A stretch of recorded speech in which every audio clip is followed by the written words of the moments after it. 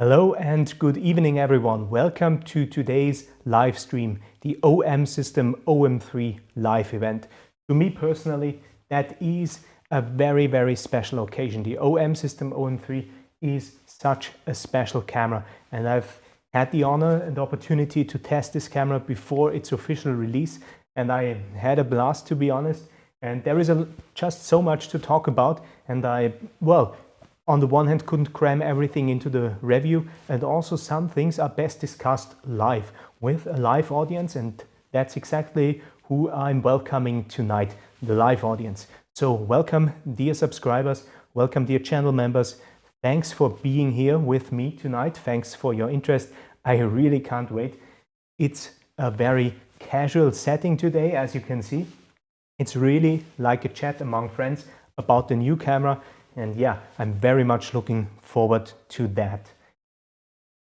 There is one new thing for this live stream. I'm pretty excited to show you that. There is now a short live stream intro, which I'm gonna roll right now. Take a look.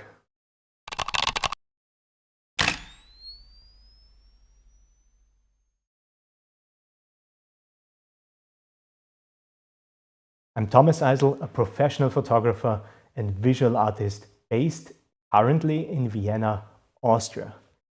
Welcome once again. I hope you liked the little intro clip. So 2025 is going to bring many new innovations to the channel, as you've probably noticed by watching the review as well. So, but jokes aside, really today or tonight is really about the OM System OM-3. And yeah, welcome everyone. I'm gonna wait a couple of minutes as always, so you can get ready, you can drop in to the chat and yeah, say hello.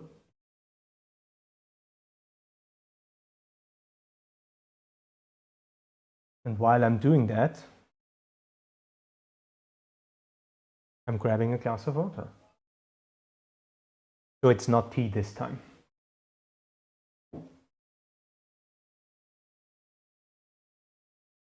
Hey Eric, thanks for dropping the comment.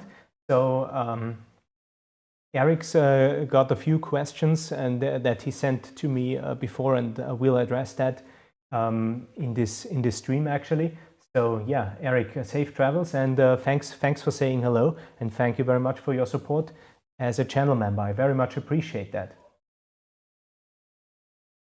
So before we delve into more details, I think it's very important, and it's actually not just very important. It's quite interesting to really like outline the schedule a little bit, and I'd like to talk about a couple of things. First and foremost, I'd like to discuss with you whether the OM System OM-3 is the new Pen F, or maybe a few reasons why it isn't. Second, I'd like to talk about price and value for money. So is the OM-3 worth the money, right? Should you get one?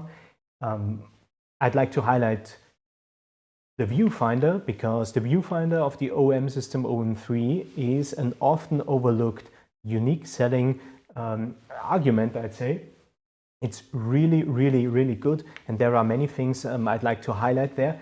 Because even though I did so in the review and I really highlighted the viewfinder, I've got so many questions regarding the viewfinder, so I think that's the perfect opportunity. Then I'd like to talk a little bit about why the OM-3 might be the professional's choice for certain assignments, but also, well, for certain reportage jobs, and well, overall why it is just a great camera to include in your setup, but more on that later. And last but not least, there is a big chunk dedicated to Q&A. You know, I brought my cozy chair. As you can see, I can sit back, I can relax. I'm ready to go. I had my coffee, so it's now 6 p.m. here in Vienna.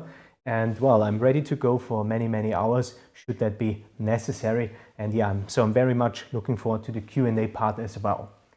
So before we start with the actual presentation, I've prepared a little presentation for you for these topics. I'd like to tell you actually two stories. So I was testing so when I was testing the OM-3 before its official release date, I I had to take certain precautions because, of course, OM system didn't want the camera to leak to the public before it's released. So I had the camera taped up, and well, I was just heading out my front door to take some street photographs. I love street photography, and well, this year is really my street photography year. So I thought, well, that's perfect. I'm going to showcase the OM system OM-3 for street photography, because that is actually a genre that fits the OM-3 quite well. But here's the fun thing. What happened? I was like literally 5 feet away from my front door, and I was approached by the first person on the street, and they said, well, that is such a nice looking camera. What is it? Is it a film camera? And which brand is it? And so on and so forth. Even though I had it taped up, and it didn't really look its best due to that. So I turned on my heels and went back inside and said, well, okay, street photography, I have to postpone that. Otherwise, I'm going to leak the OM-3 to the public, right? And well, that's the first indicator that this is a really good looking camera. And the second indicator is actually well, happened yesterday, to be more precise.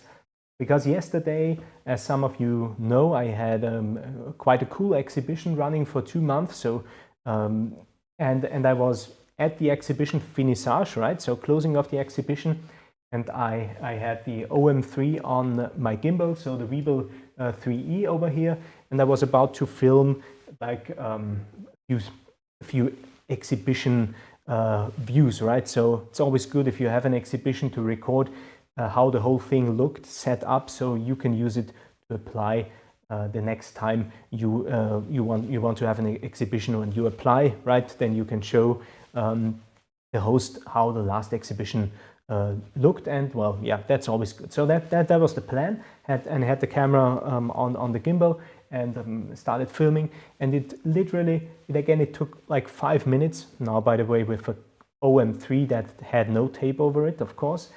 And I was approached by one of the visitors, and well, she said, wow, that is such a great looking camera. What camera is it? And we had a little chit chat about that, this being the new camera, and I tested it and so on and so forth.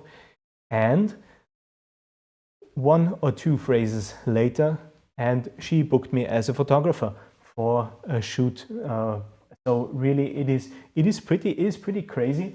This camera is really a conversation starter, and that's well, a testament to the design team.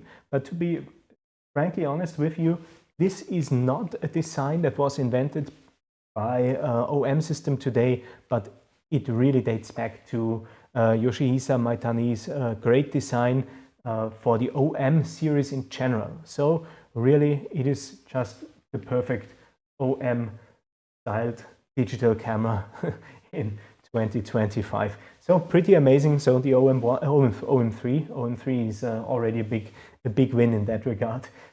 Yeah, so those are my 2 OM stories. I'm gonna check the chat really quick, and I'm gonna go on. I'm gonna go on with chapter 1 right in a second. So, but first, let me say hello to everyone. So yeah, I'm not gonna go down the rabbit hole and mispronounce your screen names, because that's gonna be super embarrassing. Except those which I can clearly identify and read. So Steve, hello. Ra-Fotografie from Südoststeiermark. Yeah, so hallo, servus. Grüße aus Wien. Yeah. And there is Marco. Marco, welcome to the live stream as well. Edzard. So as you know, friends, I'm wearing glasses from time to time, and maybe I should do that right now so I can read your names better. But jokes aside, hey Edzard, Mr. Absolutely Last Effect, also welcome to the chat. Daisy Daly from Wisconsin, US, welcome. Actually, I tried to schedule this stream in a way that also my good friends from the US can join. Let me know in the comments whether this is a time that's convenient for you guys over there as well.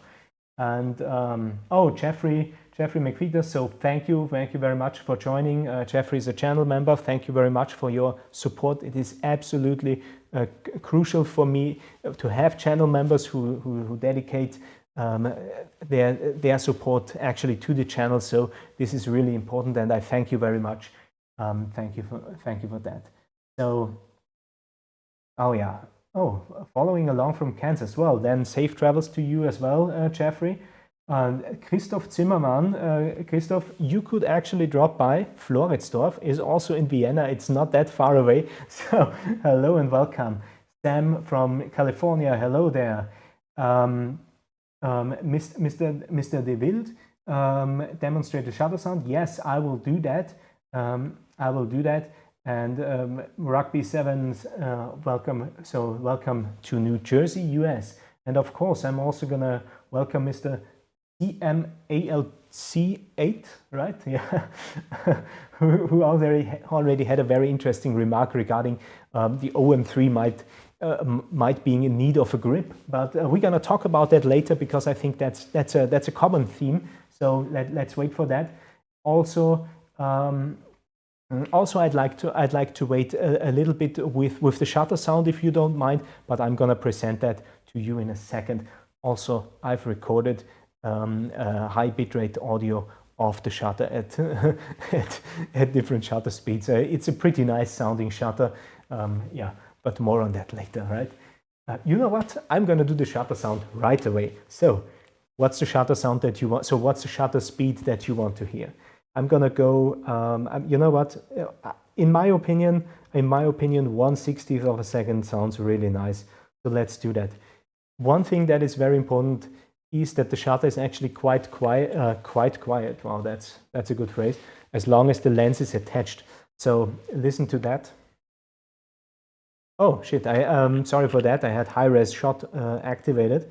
So that was not the mechanical shutter. Wait a second. Whoops, composite finished. That's always nice. So listen to that. Listen at that. Can you hear that? Probably not, because the noise gate of my audio is probably eating that up. Yeah, so that's the shutter of the OM-3. If you didn't hear that, let me know in the chat, and I'm gonna send you an audio recording of the shutter. It sounds really nice. Honestly, it is very similar to the OM-5, but the OM-5 has like a polymer body mostly. There is a metal mainframe in there, but it's mostly polymer body. So the sound is very different of this shutter in the OM-5 than how it sounds in the OM-3. So that's due to the metal chassis, right? Okay, let's continue. Rick says the time is perfect for a live stream for US friends to join. That is great to hear. That is really great to hear. Hello Jürgen, hello to Berlin. I'm planning a trip to Berlin this year. Berlin is a fabulous city, so welcome.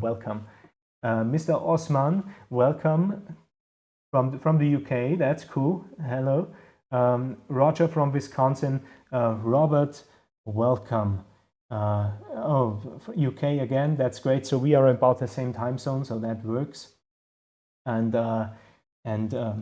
Roger, well, welcome. Having a long-time user of Olympus cameras and hopefully now OM system cameras. That is also really, really great to have. So yeah, I assume that many of us had an on-off relationship with Olympus cameras or OM system cameras probably. I mean, I had that. I started with Olympus, then I photographed mostly Nikon for quite some time. Then with the OM1 Mark I, I actually went full Micro Four Thirds. But yeah, that's my little origin story. But yeah, I'm getting sidetracked. I'm sorry for that. But as you can tell, I'm just in a terribly good mood, because it's been a great launch. Video-wise, I've received so many positive comments from you, and well, yeah, that's just what this is all about, and this means a lot to me. So yeah, I'm hyped tonight. Yeah, I agree. So Jeffrey has a remark regarding the shutter. It is indeed very quiet. I'd say it is far quieter than the OM1. classic film camera, right? So just as a remark, but it's probably difficult to hear that across the microphone. And there is Jeremy. Jeremy, welcome and thanks for joining. Yes, the film simulation part. You know what? I'm gonna write that down. Let's talk about the film simulation part in the Q&A section, if you don't mind, because I think that is actually a very interesting point, because in all honesty, the OM-3 doesn't simulate films at all, I'd say. And to me, that's a good thing, but you of course might have a different opinion by that, but I'm gonna outline that later. And one thing, a spoiler, I'm gonna go for a full video on the color profiles, a very technical one, but also one from the aesthetic side, from the creative side. That's all gonna be compressed in one video. I'm already working on that, but that is just an interesting point for the Q&A. And Jeremy, I agree, it is a very solid camera indeed. Film simulations, and that's should I forget that, please hit me over the head when we arrived at the Q&A sections. Mr. Drunk Wedding Photographer, that is absolutely a screen name I can relate to. Welcome so the best wishes to Los Angeles as well. If you don't mind, friends, I'm gonna start with a bit of a presentation. So forgive me if I don't say hello from this point on. And Mr. Vermis, that's the last, that I'm totally gonna spoil that. This is indeed a Kaweco pen. I'm a huge fan of Kaweco pens. I only have Kaweco pens, so that's non-sponsored content here. Talking about sponsored content, this is a very important moment here, because some of you might have noticed that this video is marked sponsored. And well, that is actually an amazing thing, at least to me, because this video is actually sponsored by OM System. And I'm going to tell you a little story about how these things went, because, well, when OM System sent me the camera, and then we had, of course, a chit-chat during the review period, and I told them that I'm very happy with this camera, but there are so many, but I kind of predicted that there will be a lot of questions regarding certain aspects, and there will be a lot of need for discussion, and so OM System asked me to actually host a prolonged Q&A session, and they said they were willing to support that, and that's exactly what they are doing. So kudos to OM System, big thanks to OM System. I can tell you one thing, as a YouTube creator, so that is part of my business, right? I'm a professional photographer, but I'm also a YouTube creator. I rely on your support, either via coffee donations or by being a channel member, but I also rely on manufacturers' support for these longer segments. And so OM System didn't sponsor the original review. I want to keep that as unbiased as possible, which is sometimes hard, because I really love OM System cameras, and I love cameras in general. Very hard that I find myself really bashing a camera. Actually never, because regardless of manufacturer, by the way, but nonetheless, I don't want these videos to be sponsored. But OM System said, well, please host a Q&A session for the community, which I'm doing right now. So again, a big thanks to OM System for making this possible. It's really, really cool. It's really, really cool. So, oh, Carlos, interesting. I'm going to talk about the price in a second. So, right, Pelican pens are fine as well. I love them as well. Okay, sorry, because Mr. CMALC said he's using Pelican pens. In any case, let's talk about the OM System OM-3. But before I do that, yes.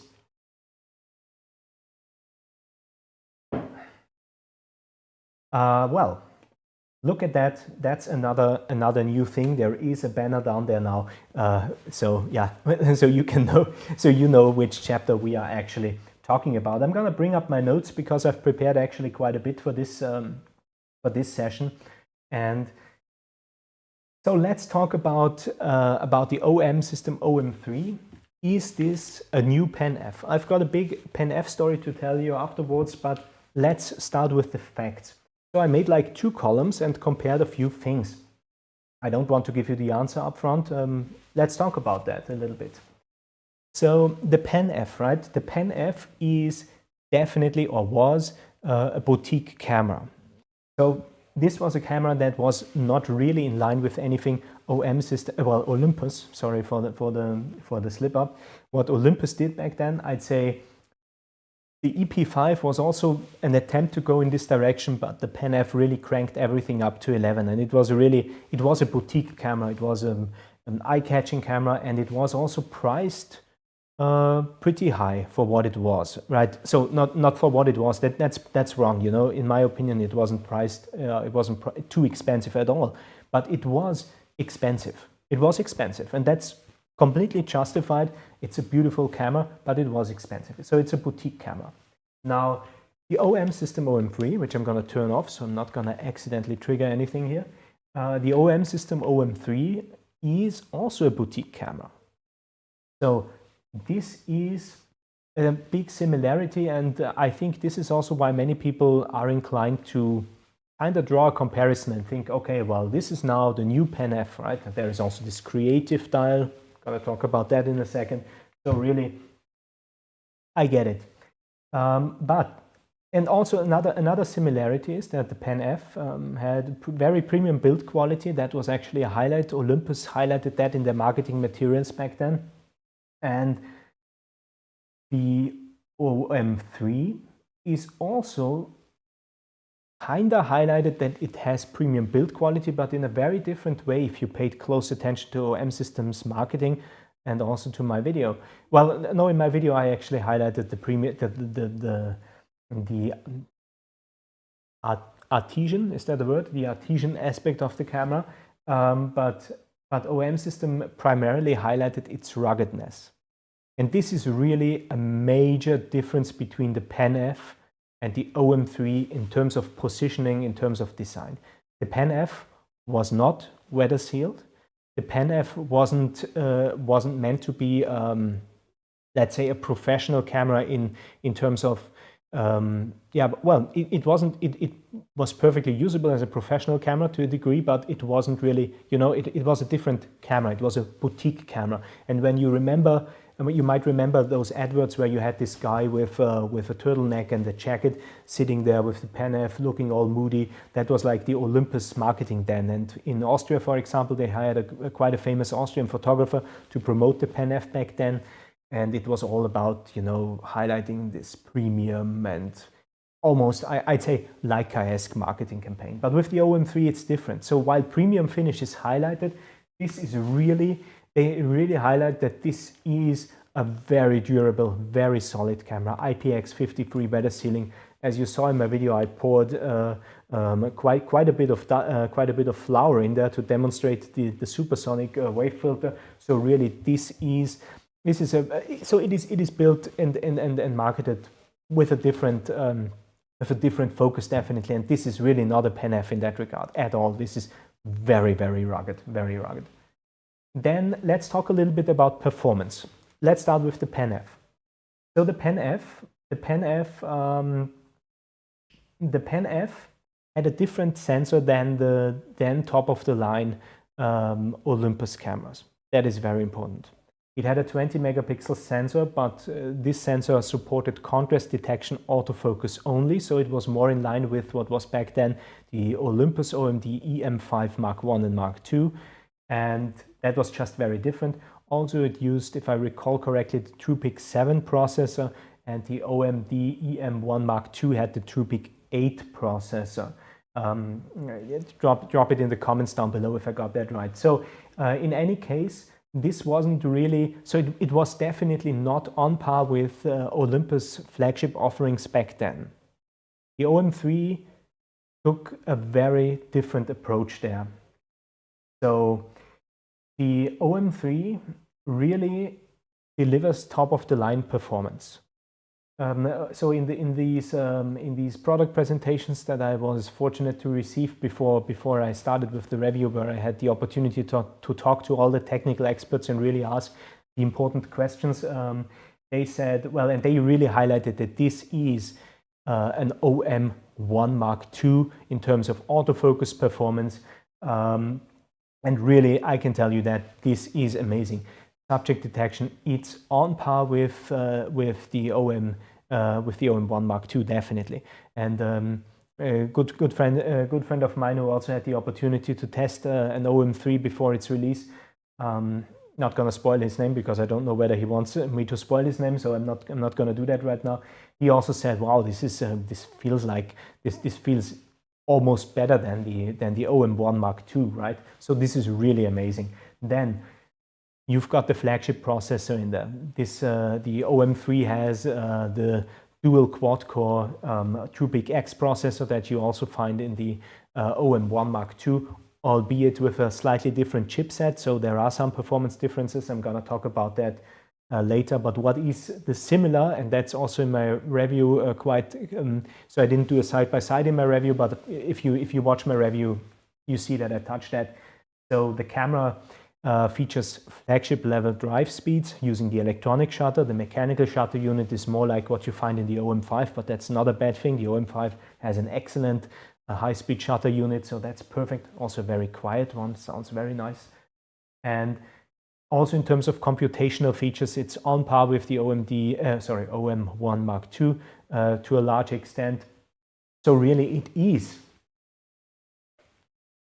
is a flagship camera in that regard, and it is perfectly capable of tackling every professional job. You can do bird photography, birds in flight. You can get the same shots with this camera than you can get with the OM1 Mark II, which is absolutely incredible and completely different compared to what the Pen F was. So that's in no way comparable. And I've not even started talking about video, right? So let's leave it to that. Before I go on, I'm going to check the chat really quick. So yeah.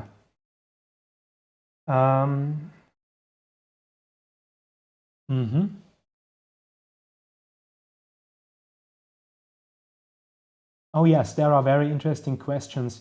So, but there are no questions related to what I just said. So I'm going to wait a little bit and talk about that in the Q&A.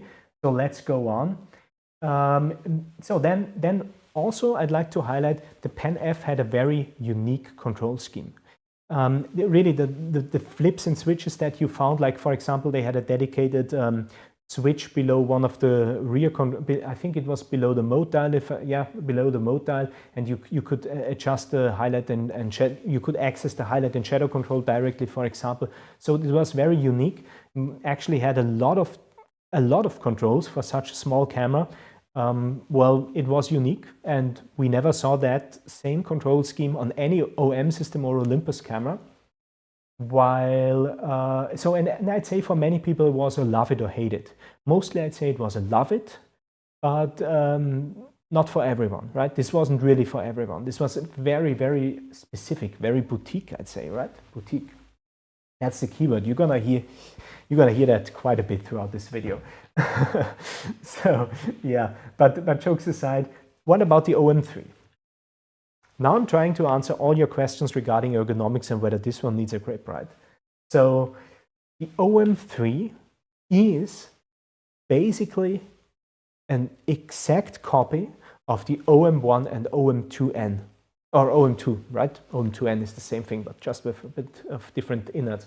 In any case, if you pick this camera, if you liked a classic film camera like the OM-1, well, then you're gonna like the OM-3 because it's really literally the same. If you ever worried that lenses on your OM-1 film camera didn't balance perfectly, or you couldn't use big lenses with an OM-1 film camera, which were, by the way, bigger than the M Suicos that we have right now, well, then you shouldn't get the OM-3. But if you thought that the ergonomics of one of the longest running SLR series in history was actually okay, and I can tell you one thing, consumers thought these ergonomics were okay because, well, the OM-1 was produced from 1970 to almost 2000, right? So yeah, I'd say it sold, I'd say people liked it, and why change a running system? So why should a digital camera with the same ergonomics suddenly not work? I mean, the other thing worked for 30 years, right? So really ergonomic-wise, if you like the OM, if you like film cameras in general from an ergonomic perspective, this is as good as it gets. And in some videos, you know, that I already pre-recorded and that I'm going to release on this channel, I had an HDMI monitor on there because I want to show you how I work with it. And I had to hold the OM1 like this. And an HDMI monitor on there, it's really top heavy. So that's ergonomically a disaster. But nonetheless, it worked perfectly and it was actually totally okay. Why? Because this grip has a certain dimension. And look at that. Look at that. I could knock you out with that actually, because I can hold that so firmly in my hand. It's actually perfect. So don't worry about that. I'm also not 100% sure whether you really want to get a third-party accessory like a grip. I'm not sure about that. I love to have a grip on my OM-5. I've got a third-party grip on there, or on my two OM-5s to be more precise, but on the OM-3, I'm pretty sure I won't need that. I'm pretty sure I won't need that. And I don't really want to destroy this very special ergonomic feeling. Nonetheless, it is. So the OM-3 actually, unlike the Pen F, has a very, very, very classic ergonomic design. So that is very interesting, I'd say. Very interesting difference. Now let's talk a bit about Pen F in terms of image processing. Olympus back then emphasized image processing with this creative dial, where they offered these customizable color profiles and monochrome profiles, and also this grain simulation, right? So that was pretty, that was pretty new for Olympus back then.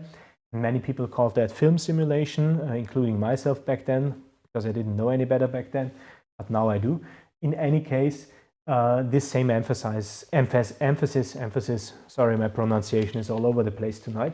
This emphasis was also put on the OM-3. Yeah, so that's similar. And now the last point that I wrote down regarding comparing the Pen F with the OM-3 is the Pen F was really a solitaire when you look at Olympus lineup back then and even today. Never ever we got the camera that is similar to that, and even back then it was kind of an isolated, like almost a design study, a concept camera to a degree. A concept camera, yes, that's definitely what the Pen F was. But the OM-3 is not. And during the briefings that I received, OM system was very adamant and very, they were very clear with their messaging that they said, this is not a solitaire. This is actually a cornerstone of our camera lineup. This is a continuation of our product philosophy. This is not different than an OM1 Mark II or an OM5. This is really like the missing link between the OM1 and the OM5. And I'd actually encourage you to look at it like that. The Pen F wasn't never ever this missing link between anything. It was a solitaire, a concept camera, a great camera. I love it. Well, I love it. I actually don't love it, but more on that later. So yeah, but the OM-3 is a cornerstone, and this is great, right? Because I want a camera like the OM-3 being part of the OM system lineup, because this also tells me something about future cameras. This tells me that there will be a camera like this one also in 5-10 years produced by OM system, and that is great because I really like the OM-3. Yeah, so that is that. I'm gonna check what you think about the new about that, what I said right now. Yeah, so oh, hello Alexander, by the way. Hello from Switzerland. Mr. 3D Trip highlighted the computational similarities between the OM1 Mark II and the OM-3. That is very right. Thank you for that. Okay, so Marco, I'd like to highlight your point in this. I'd like to highlight this point. Marco says that the Pen F didn't sell very well, and that is indeed true. I've heard that many times that the Pen F didn't sell well. Also, when I talked to dealers in Vienna back then, and yeah, it was just a matter of it just didn't sell well. And this was really a concept camera to a degree. And the OM-3 is really different. This is not a concept camera. This is a very well thought out product, and everyone's gonna invest in this camera. Is not gonna regret that. Yeah, I can promise that. I can promise that. So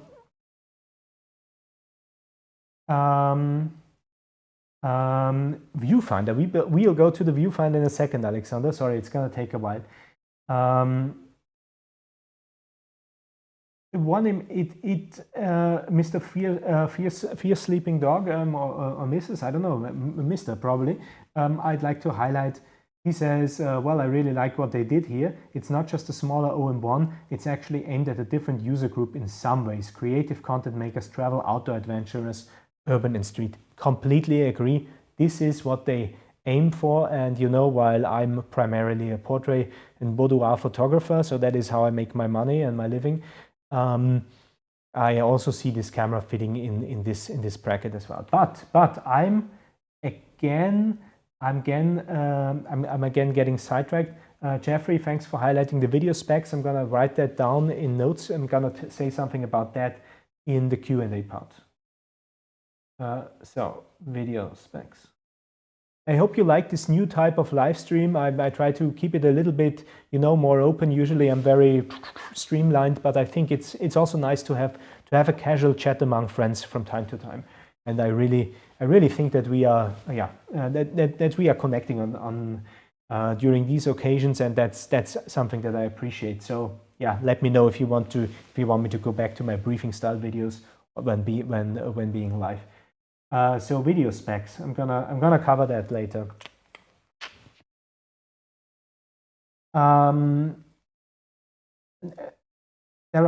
Okay. Now here's my last thing I'd like to highlight regarding is it a new PenF? To me personally, warning, controversial opinion ahead, the PenF is an excellent camera, and it had a huge fan base among those who really loved it. And I can completely agree. I also owned a PenF. I bought one used years later. Couldn't afford it back then. So it's great. It's a great camera. But what I noticed, I immediately sold mine. Really, I worked with it a few months, and then I didn't even bother to release a video about it. I sold it immediately then, and never regretted selling it, honestly. And it really didn't integrate very well with my other Olympus, OM system cameras back then. It behaved so differently. The contrast detection autofocus system is okay, and it's really good. It's really good. But when I worked on a job or in street photography, there was just so much difference. I had the OM-3 with the face detection autofocus behaving like this, and then I had the PenF, and I had to switch around and just, you know, work differently. Also, maybe manually focus the camera more. So it was really just, it was more in that regard. To be honest, it was a nuisance. And not really, it didn't integrate well. It really felt like this concept and boutique camera. That's great and excellent, and if you like it, I can totally understand why. But it just didn't, you know, it just didn't get me the shots the way I liked, or it's just didn't glue. And I'd say now the next controversial statement: to a degree, the PenF was more style over substance. OM system Olympus back then really tried to create something very unique, but they weren't brave enough. They weren't brave enough to give the PenF flagship performance. So they weren't brave enough to say, well, we've got the PenF and it's got exactly the same, almost the same capabilities as, for example, the upcoming OM-3 EM1 Mark II, because I assume that they didn't want to cannibalize their top-of-the-line camera, and well, so they didn't do that. I actually would have preferred the PenF to have the 16 megapixel sensor of the Olympus OM-3 EM1 Mark I with face detection, then going with the 20 megapixel sensor without face detection. Back then, this had still advantages in terms of image quality, which why the Olympus PenF today is still delivering outstanding image quality. There are no masked pixels on the sensor, so that is great. That is great. But now it's 2025. And OM system is using one of the best micro four thirds sensors ever made, and this 20.4 effective megapixel quad Bayer pattern, backside illuminated stacked CMOS live MOS sensor, live MOS, that's how they call it, is outstanding. It's a fully face detection enabled sensor that doesn't need any masked pixels. It can do incredible things, 1/120 seconds readout time. I mean, this is outstanding. Low noise, even when using electronic shutter. It's incredible, really. There is no better sensor. And anyone who tells you on the internet forums, oh, it's got the same old sensor, they just don't know what they are talking about, like many people on the internet, by the way. So yeah, sorry, I had to get that one out of the system because I just cannot hear these phrases anymore. It's got an old sensor. Well, because there is no better sensor at the market. It's this, there is no better sensor. No one invented one yet. This is the best. So, and OM system put that into the OM-3. And as some of you mentioned in the comments already, in the chat already, they didn't hold back. This is a flagship level performance that you get. And yeah, that's bold. That's really a bold move. Making a vintage camera that's really up there with the very best of what you produce. And Olympus back then wasn't brave enough to do that, but OM system now is, and I congratulate them that they did that. So yeah, no feature segmentation or something like that, just all in, that's the camera, and yeah, there we are. So that's really cool.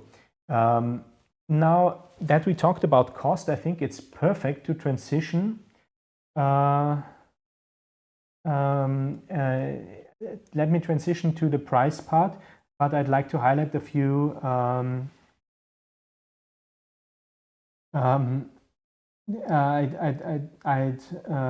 thanks for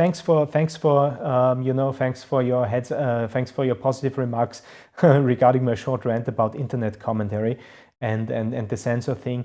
Honestly, that is so I try to not mention these things in my videos. I try to be polite and not to, like, be finger pointy and say, well, that's not right because of this and that. I think it's usually better not to pick arguments with people, because those who don't want to be educated, they won't be educated neither by you or by me or by anyone. So yeah, what for? But I had to say that right now. So thanks for that. That's the new open live stream that you get. Yeah. So yeah, I agree. I also hope. Yeah. It's not that, but people. That's a very good comment regarding it's not a new Pen F by CMALC8. So thank you very much for saying that. If you like the Pen F, you're gonna like the OM-3 as well. That's not I was trying to not imply that like those are two different buyer groups, but the OM-3 is gonna do two things. I'm pretty sure it's gonna appeal to those who like the Pen F, and it's gonna appeal to those who probably didn't like the Pen F. It's really a very, very wise decision from my perspective to bring out the camera like this. So really, I think that's good, and I also hope that it's doing that it sells well. I actually hope that every camera sells well, not just from OM system, but in general, because I think these manufacturers in general are doing great things. They try to bring great products to us creatives, and yeah, so. It's a good thing if they sell, right? It's no one's benefiting when cameras don't sell and companies go bankrupt. That's a strange thing. And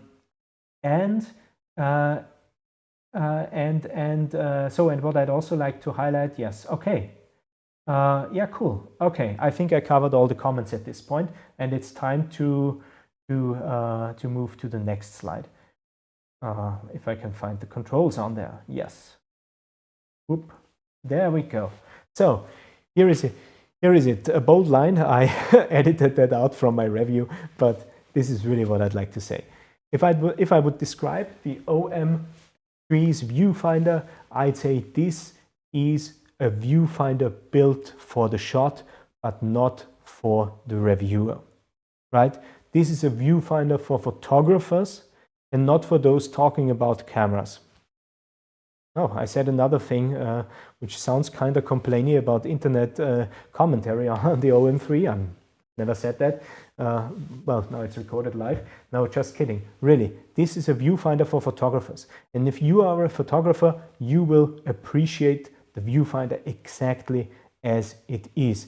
if you are the person who's if you are a person who's buying cameras based on spec sheets, then you're gonna read, oh, 2.36 megapixels or whatever, and a million dots, it's dots, and well, that's a bad viewfinder. No, that is of course absolute nonsense, and here is why. First and foremost, you can put 10 million dots in there, you're not gonna see it. You can put 20 million dots in there, you're not gonna see it. Why? Because of the unique optical build of this viewfinder. And OM system, I'm pretty sure that they did that on purpose, of course. They said, well, we have to build a viewfinder that works with this specific type of camera. This is a reportage camera. For the reportage photographer, this is a camera where your nose is going to be against the body of the camera, because of course the viewfinder placement is centered like on the original OM-1 series. That's why you need something called a good eye point. And if you remember, eye point was a selling point of the original Nikon F3 HP, high eye point. And this was targeted towards professional users. And you know what?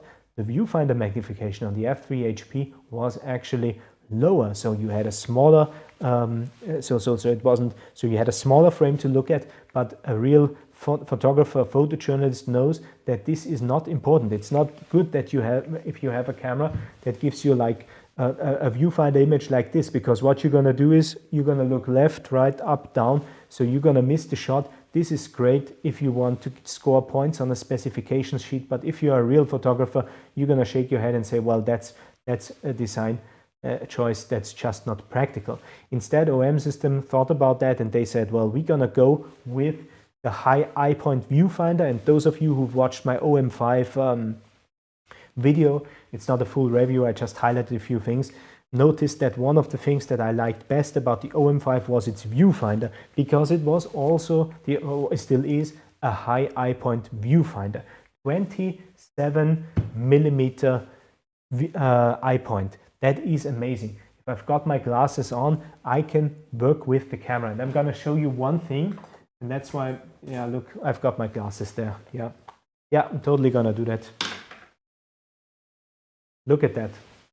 So, you know what? So I can still, and that's of course a thing that's going to change over the years. I can still work without glasses. I can see everything, right? Not as good as I used to, but still good enough. And over the years, I'm sure I'm gonna need glasses for photography as well. And if you've got a very strong dioptrine, right? Dioptrine, then you probably face the problem that you have to put your glasses on to make menu settings and to review shots. That's a thing. And what happens then? Then you're gonna bring up the camera to your face to take the photo. What do you have to do? Get rid of the glasses. Photo. Oh, review. Okay, no, gonna change a thing. Hey, that's just a very bad way of photographing. And no one in their right mind would appreciate a workflow like this. But with most modern digital cameras, that's exactly how you have to work with them if you are wearing glasses. But not with the OM system, OM-3. Because of its high eye point, you can make all these settings, bring up the camera, and just take the shot. Even with the glasses on, thanks to the adjustable magnification of the viewfinder, I can just get the shot.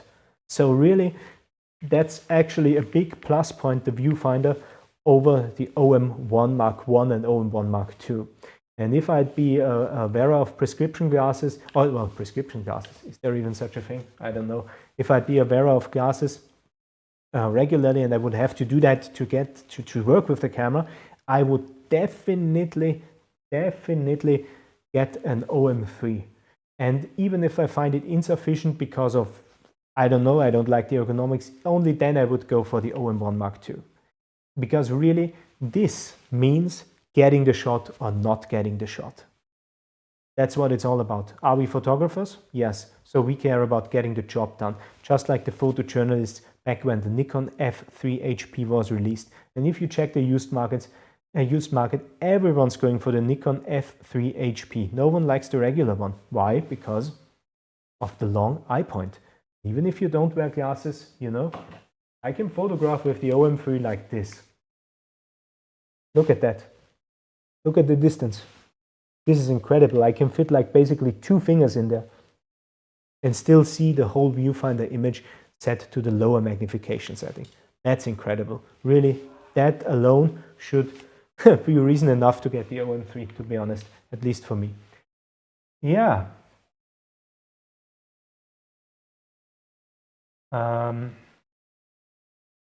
So yeah, sorry. When I'm that engaged, and I'm engaged today, I need a bit. I need to drink a little bit because it's still winter here. So yeah, the air is dry, right? So yeah, thanks. So thanks for the heads up. Thanks for the heads up regarding thanks for the positive remarks and so regarding the viewfinder. Really, it is very important. And even so, and here's the point. I probably missed that. Now, if you put a 5 million dot panel in there, you won't see it, right? You can put a 10 million dot in there because this is a low magnification, high eye point viewfinder. So you are basically reaching the limits of what your eye can see. So I appreciate that the OM system put in a lower resolution viewfinder panel to actually keep the cost down. And yeah, having said that, keeping the cost down, I'd say that is a very important theme when it comes to the OM-3, and that is really OM-3 value for money, right? Because I think OM system made almost no shortcuts when it comes to the camera. So build quality definitely on par with the OM-1 Mark II. Of course, the OM-1 Mark II is even more rugged, right? Because the dials and everything is not exposed to the elements. That's, of course, always better than having the dials on top. But same weather sealing. Yeah, overall, the chassis is really feels exactly on the same level as the OM-1 series. So really, they didn't compromise on build quality. They didn't compromise on aesthetics. They didn't compromise on processor. They didn't compromise on the sensor. They didn't compromise on the drive speed with silent sequential shutter. So that is all good. But of course, by making smart decisions like not putting an unnecessarily high resolution viewfinder panel in there, they were probably able to save money, which is pretty incredible. That they were able to price this camera below an OM system, OM-1 Mark II. In my opinion, it is actually priced too low.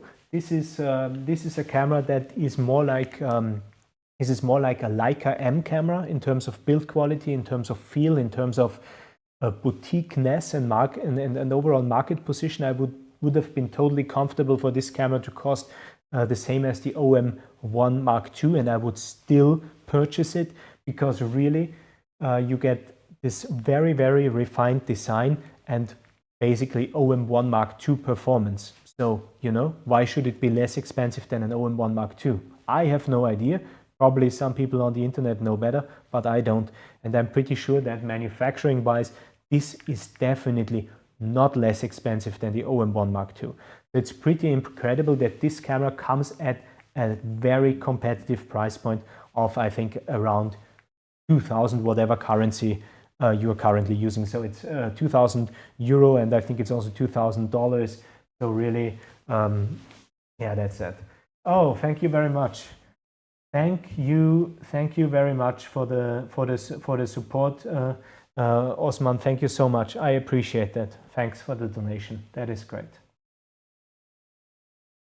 That is great. Did I miss, Osman? Did I miss a question of you? I hope I didn't. So yeah. So thanks for that. So that is my take on the price. Really, in all honesty, that is, I think it's competitively priced. There is one thing that we shouldn't forget, and that is that cameras, regardless of manufacturer, they will be more expensive in the future. That's my prediction. It's just a matter of fact that there are less and less cameras selling, which is not a problem for manufacturers, right? That's not the issue. The thing is that you have to sell the volume that you need to survive, and you can scale that down. You cannot scale down from one day to another, but you can scale down over the years and not compromise on what you are delivering to the customer. So overall, we're going to see less cameras and higher priced cameras, I'm pretty sure. So I'm still absolutely amazed at how inexpensive OM system cameras are when we think about this trend currently. Always keep in mind, the OM-1 Mark II and the OM-3 are, in terms of action and focus accuracy and all of that, they are on par, at least on par, I've said that, at least on par with Nikon Z9s or Nikon Z8s, right? And they are considerably less expensive. And now one of the arguments that you hear sometimes is, well, this is a micro four thirds camera, so it has to be less expensive. That is, of course, complete nonsense, because the only part in this camera that is different to what is different to any other format camera is the sensor, and it's smaller. So here is a big question. Do we really think that if something has to get smaller and deliver the same quality, it really gets less expensive? No, that's just not the case. Because putting a 20 megapixel sensor into a camera like this, or putting a 20 megapixel sensor in a Canon 35mm camera, well, guess which one's going to be more expensive? Most likely the one in the OM-1 or OM-3. So really, these comparisons are just completely nuts, to be honest, and they don't make any sense at all, but they are great for starting arguments, right? In any case, Mr. Fierce Sleeping Dog, thank you very much for your very generous support as well. I appreciate that. I really, really appreciate that. That is really great. So that is my take. And now Marco Canadea, sorry if I mispronounced that, Marco Canadea said, well, it's personally, for him, it's personally priced too high. And I hear that a lot. And honestly, I can totally understand that. I'm not trying to imply that, you know, it's a lot of money. 2,000 euro or whatever is a lot of money. And you know, that's, you really, I mean, you have to have that disposable income, and I don't have that all the time, and you probably don't do that as well all the time. Some of you might, but well, it's, you know, it is how it is. So I'm not really trying to say, oh, well, you should get it because it's a bargain. It is a bargain for what it is. Most definitely it is. But it's of course not a camera that you can just, you know, buy and it's okay. But this is a trend. What I'd like to emphasize is that we are approaching a time where we are not changing cameras every week, right? Or every month. No, you're gonna buy an OM-3, you're gonna stick with that camera for 5 years. And even if there is an OM-3 Mark II, well, you can still work with the OM-3 because it is such a high-end camera and it was meant to last. This is also what we saw with the OM-1, by the way. The OM-1 is a camera that you can use for 10 years. You don't have to get the OM-1 Mark II, definitely not. You can, but you don't have to, because the OM-1 Mark I is just so good, and it's going to be good even if there is an OM-1 Mark III. So this is kind of the point, and the manufacturers know that because we are reaching peak technology to a degree. So they are charging more, of course. They are providing better tools than they did in the past, most likely, I'd say. And yeah, and you can just, you know, so if you invest these 2,000 euros or whatever, you're going to be happy for years to come and probably never have to purchase any other camera if you don't want to. So I think we have to approach this from this direction, and you shouldn't be forced or feeling like you have to get the OM-3 just because it's there.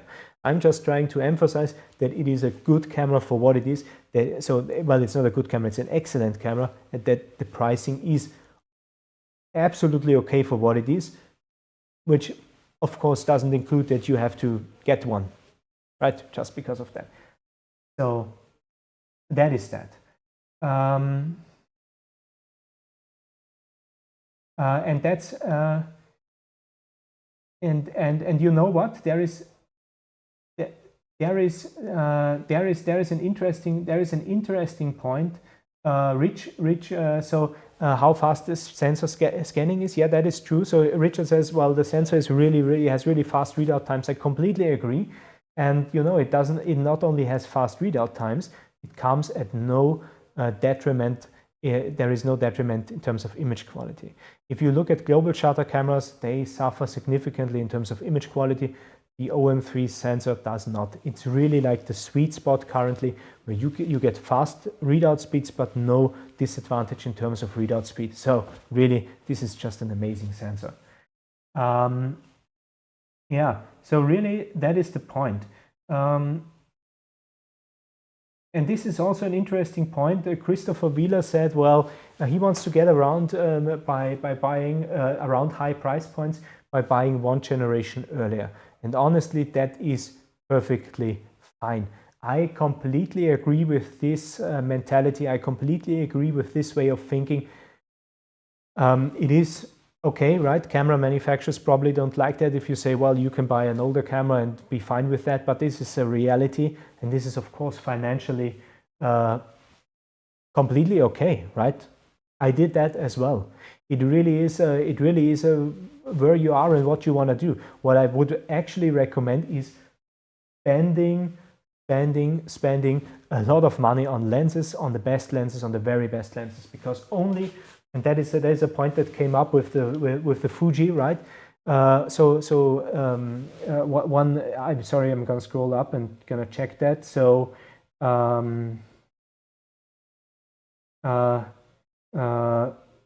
who said that? Soren, you contributed and you said, well, you have to take into account that you have to buy a lens for the OM-3 as well. That is right. And Micro Four Thirds lenses aren't cheap. Why? Because they are outstanding optically. This is not a bargain bin. So being a Micro Four Thirds photographer is not about saving money. Then you are in a completely wrong camp. If you want to save money, you have to photograph with a 35mm camera. This is if you want the best, smallest, high quality camera that money can buy. Then you are in the market for Micro Four Thirds.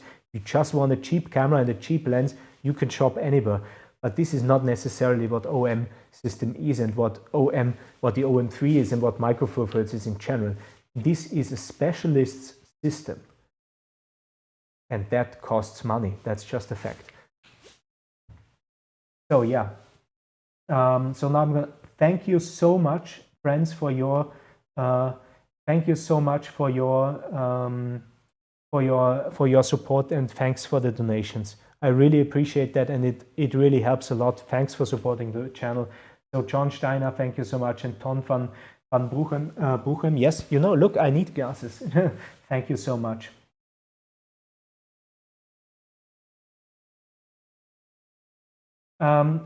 Yeah, so 3D Trip said a lot of MFT Pro lenses are half the cost of full frame Pro lenses. That is correct, but that is also probably, and that is maybe an interesting point. So I don't want to, but if you really want to get a cheap setup, right, you can get, I don't know, a 35mm f2 lens for next to nothing, especially if you are shopping DSLRs, right? So yeah, that is the thing. That is the thing.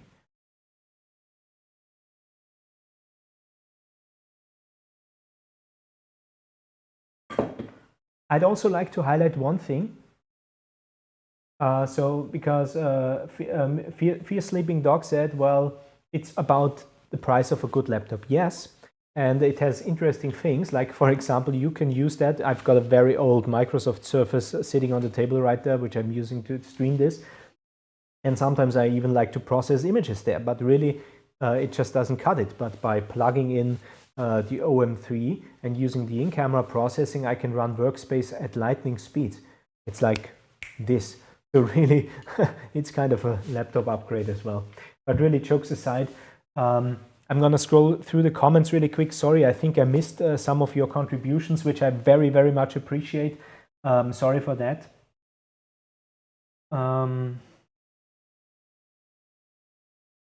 Thank you for that. So, oh yeah, there was one question that was posed. Will there be a black version?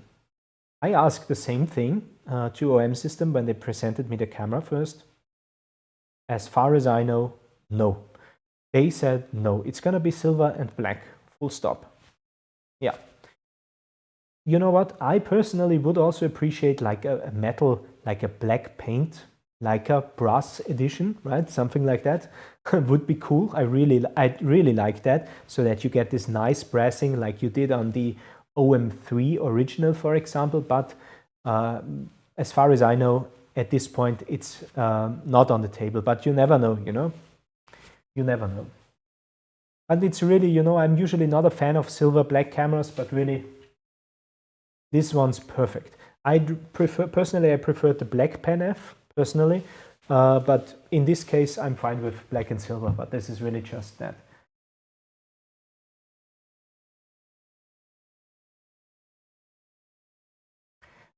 Soren, that's an interesting contribution. Yes, of course, you can get a small full-frame lens, but don't forget, it's not going to be on par optically with a lens of equal size. So there is just, I don't want to get into this discussion too much. There are channel member only videos where I cover that in detail. There is no such thing as free lunch.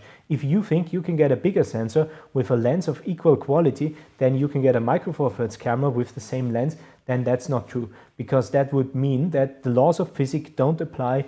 The laws of physics just don't apply to Sony full-frame cameras, and that's just not the case. This applies to everything. Manufacturers actually making full-frame lenses. Full-frame Micro Four Thirds is a full-frame format, by the way, so that's I stick with 135 camera lenses, so 35 millimeter camera lenses. If you make those smaller, you have to compromise, and you just have strong vignetting in the corners. It's going to be pushed up in RAW. You can measure that easily. Just put it on an optical bench, look at the raw data, and you're going to see that. So there is a lot of trickery going on, because of course it's absolutely impossible to shrink something down in size and make it of the same quality. That's just not happening. So really, that's just a fact. So really, you have to be very careful with these comparisons. But Soren, really, I think I'm gonna touch on that in a very specific video that I planned for this year. It's really an interesting topic. It's really an interesting topic because the devil is in detail. So yeah, thanks for contributing that. Yeah, also with the Fuji. Thanks very much. I appreciate that. I appreciate all your contributions in there.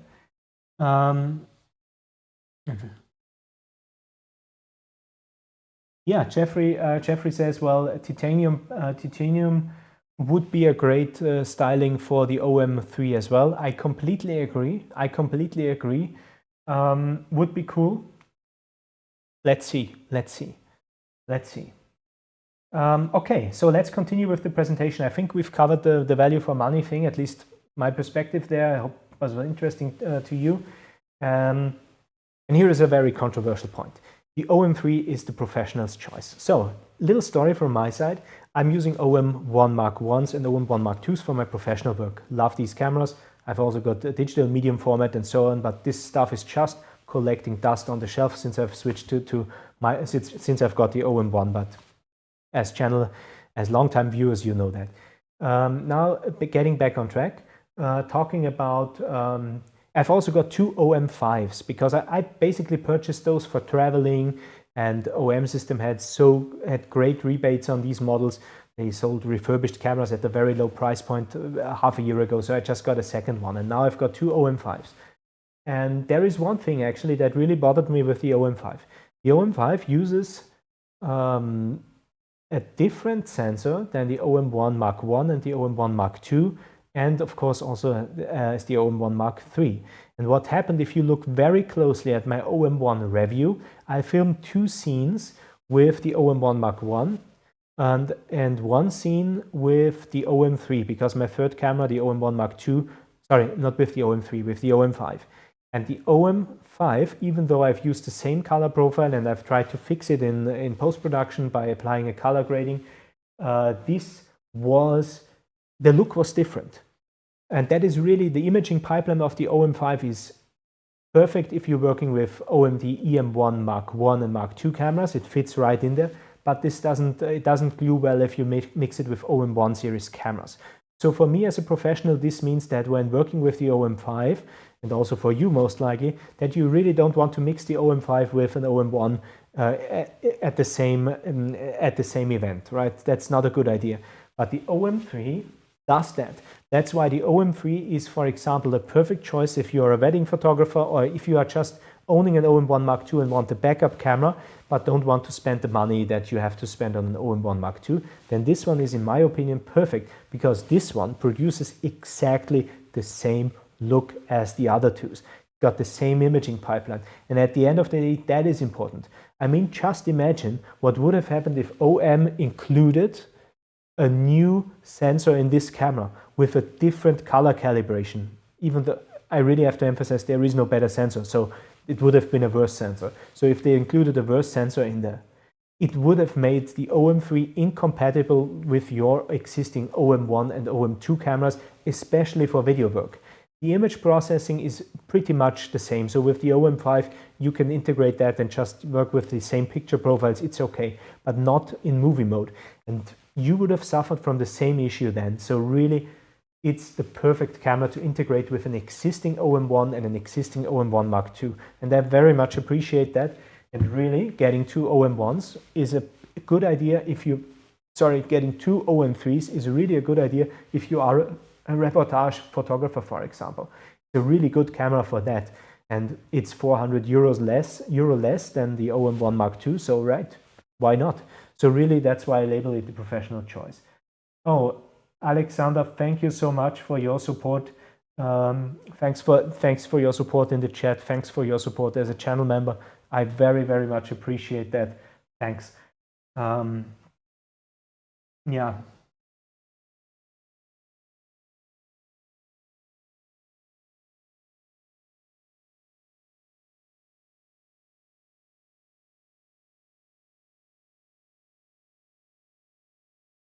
Yeah, so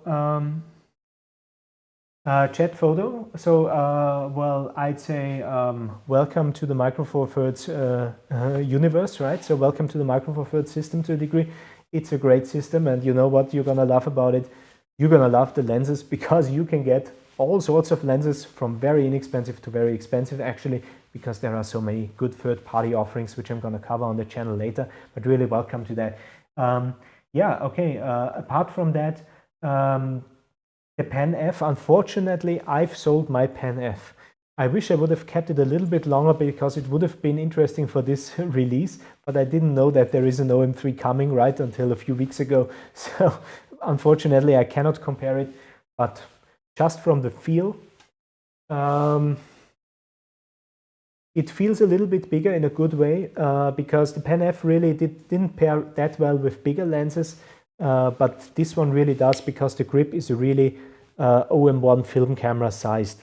So that is all I can say for now, but because I would have really, so I would have to have the Pen F on the table right now. The only thing I can tell you, so it's not overly big, it feels bigger, right? So take that with a grain of salt. And also, yeah, I think the Pen F is really a very compact body to a degree, and you might want to use it with the smaller M Suico primes more than you want to use it with bigger ones. But I've used this one with the M Suico Pro lenses, so the 20mm f1.4 Pro, but also the bigger ones, works perfectly fine. So really, it feels more substantial. But really, that's one thing. OM system highlighted that there is indeed a series of touch and dry events, or whatever this is called, so you can grab the OM-3 and touch it and just see how it works. I don't know whether there is one upcoming in Vienna. If it is, I'm gonna try to make it there, and maybe we can meet. That would be great. Always great to meet in person and have a chat. Yeah, so that would be great. But I don't know, there are many places which are gonna do these OM-3 touch and try events, and chat photo. I would really encourage you to do that, to just do a side-by-side and see what you like better, right? So that's always good. Yeah, so I'd say that brings me to the last point. Wait, I'm gonna check my notes really quick. Yeah, also two things I want to highlight. Two things I want to highlight about the OM-3 really before I move on. The OM-1 series has something that I appreciate a lot. It has a file management system. So you can name folders, you can put stuff in different folders, you can copy it from one card to another and stuff like that. So this file management system is crucial if you are working professionally. And also if you are actually not working professionally. Here is a scenario. First, a professional scenario. You've got client A, you've got client B, you've got client C. Every one of these clients gets a different folder. It's super easy to manage the files afterwards. Another scenario, you're going to shoot a wedding. I'm going to put all the engagement shots in one folder. I'm going to put all the shots in the church from the ceremony in the next folder. And I'm just going to work like that. And then when I'm color correcting, color grading in OM Workspace later, I'm just going to go to the folders. Super easy, super easy. The OM-5 doesn't have that major annoyance in these situations. Also, when you're a YouTuber, I've shot over 250 B-roll clips for producing my OM-3 review. And I've put all these things in different folders so I could speed up my editing process, which nonetheless took a very long time, but it was actually an efficiency thing. And here's last but not least, that's what I'd like to highlight. That's what I'd like to highlight regarding the file management system. If you are not a professional photographer or you are on vacation sometimes, stuff like that happens, right? And you're going with your family on a trip. You know what I don't like? I don't like if my street photos end up in the same folder as the images of my family moments. I don't like that. I don't like that at all. Because in post, then I have to sort that stuff out. It's just super annoying. But with the file management system of the OM-3, I can just say, okay, I've got folder 100. There's gonna all my files gonna go in there for the I don't know family and friends shots. And then I've got folder 101, and there's going to be all my street photos. And if I want to be really fancy, I can do 102 for landscape shots and 103 for macro shots, for example. Or when you're testing cameras, this is just such a nice feature to have. And this is also what makes the OM-3 really a great companion if you are really a very productive person and you really want to optimize your workflow. This is the one. This is the one. So really. And what I also appreciate, unlike the Pen F, which has a great control scheme, really, this is a more to-the-point control scheme. The camera looks vintagey, but it very much behaves like a modern camera with a twist. You really have to try it yourself. It's very modern. You're going to use the live control, the live touch controls a lot. It's a very contemporary and revolutionary camera in that regard. So really, that's also a huge point for the OM-3, in my opinion. But go to a touch and try event if there is one. Ask a fellow photographer, come to Vienna, right? Hit me up and you can try my OM-3 or my loaner OM-3, because this is not mine. I'm going to pre-order one, of course. And yeah, you can check it out. So that's a thing. You should do that. Yeah. So chat photo. Quick behind the scenes story. I'm going to share it. The other one's going to be bored to tears, but I'm going to do that. I'm going to talk a little bit about what I have camera-wise. So, digital medium format, full frame, 2 full frame setups, by the way, Leica, for example, and Nikon. Then I've got Micro Four Thirds, of course. So, and here is my origin story. I purchased the OM-1. I was into Micro Four Thirds earlier. Then I purchased the OM-1. Since then, I never ever touched my Nikon system. I never ever touched my digital medium format system, except for comparison videos. Yeah, I'm doing everything with Micro Four Thirds, from commercial to free projects. It's just the system I use. I sometimes use film cameras. Yeah, that's a different thing. But really, that's that. Every wedding, every low light assignment, I just work with the OM-1. It's excellent. And the OM-3 as well. You can crank up the ISO way beyond 12,800. You can go 25,600. It's my favorite story. I worked for a designer, a very young designer, upstart designer in Vienna, and they printed the 25,600 heavily cropped shots I took at a low light fashion show event, and they printed those really, really big and put it on all their ads. It's really, the camera is just that good. And it's a myth that you cannot use OM system cameras or Micro Four Thirds cameras in low light. You absolutely can, but of course you have to be a photographer and you have to know what you are doing. But I assume that everyone in the chat knows what they are doing, and so that's a moot point, really. So I work professionally with this stuff all the time because it's so good. You probably won't have that good of an experience with the Pen F in that regard, because the contrast detection autofocus is really can be tricky for fast action, but with an OM-5, an OM-3 or an OM-1, you are all set.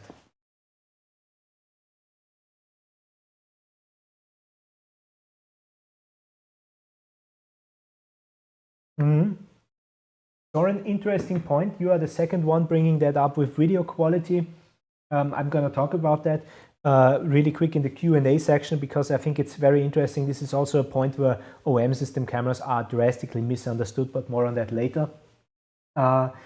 Stefan, the decision to bring the technology of the OM-1 into a slightly smaller body is spot on. Completely agree. I'd also like to emphasize slightly smaller body because I would not appreciate having a too small body, because then you would really have to put a grip on there to get a good user experience. So really absolutely spot on. Yeah, absolutely spot on. The next thing I'd also, hello Sergio, very long time supporter of my channel, so channel member, thank you so much for joining. Sergio, welcome, best wishes to Italy. And the OM-1 and the EM-1 Mark II is a second camera. This is really, okay, now here you are actually, honestly, in my opinion, you should, if you think about replacing the EM-1 Mark II, you should absolutely go for the OM-3 in that regard if you want to save some money, because it's going to be super consistent with your OM-1 shots. This is what I said previously, right? You're going to get the exact same look, same sensor, same image processing, same color science. Really, that is what you want to do, especially if you are processing your files using non-OM system software. I'm a big fan of using OM Workspace because it gives you a very unique OM system look. Got a video series up there on YouTube, you can watch that. I invite you to do that. But in any case, Sergio already watched that, but I'm talking general now. If you are processing in any other program, then you can see the differences between the two sensors quite well. I wouldn't say quite a bit, but you can see it. OM system knows their cameras very well. They can iron that out, except in video, of course, for technical reasons. But I don't want to get too sidetracked. Bottom line is OM-1 pairs better with the OM-3 than with the OM-5, and also, of course, better than with the EM-1 series Olympus cameras. So really highly recommend that if you want to upgrade. This is most likely the camera you want to get, and on top of that, you not just get an excellent wildlife camera, but a very good looking camera for every day. And yeah, so recommended.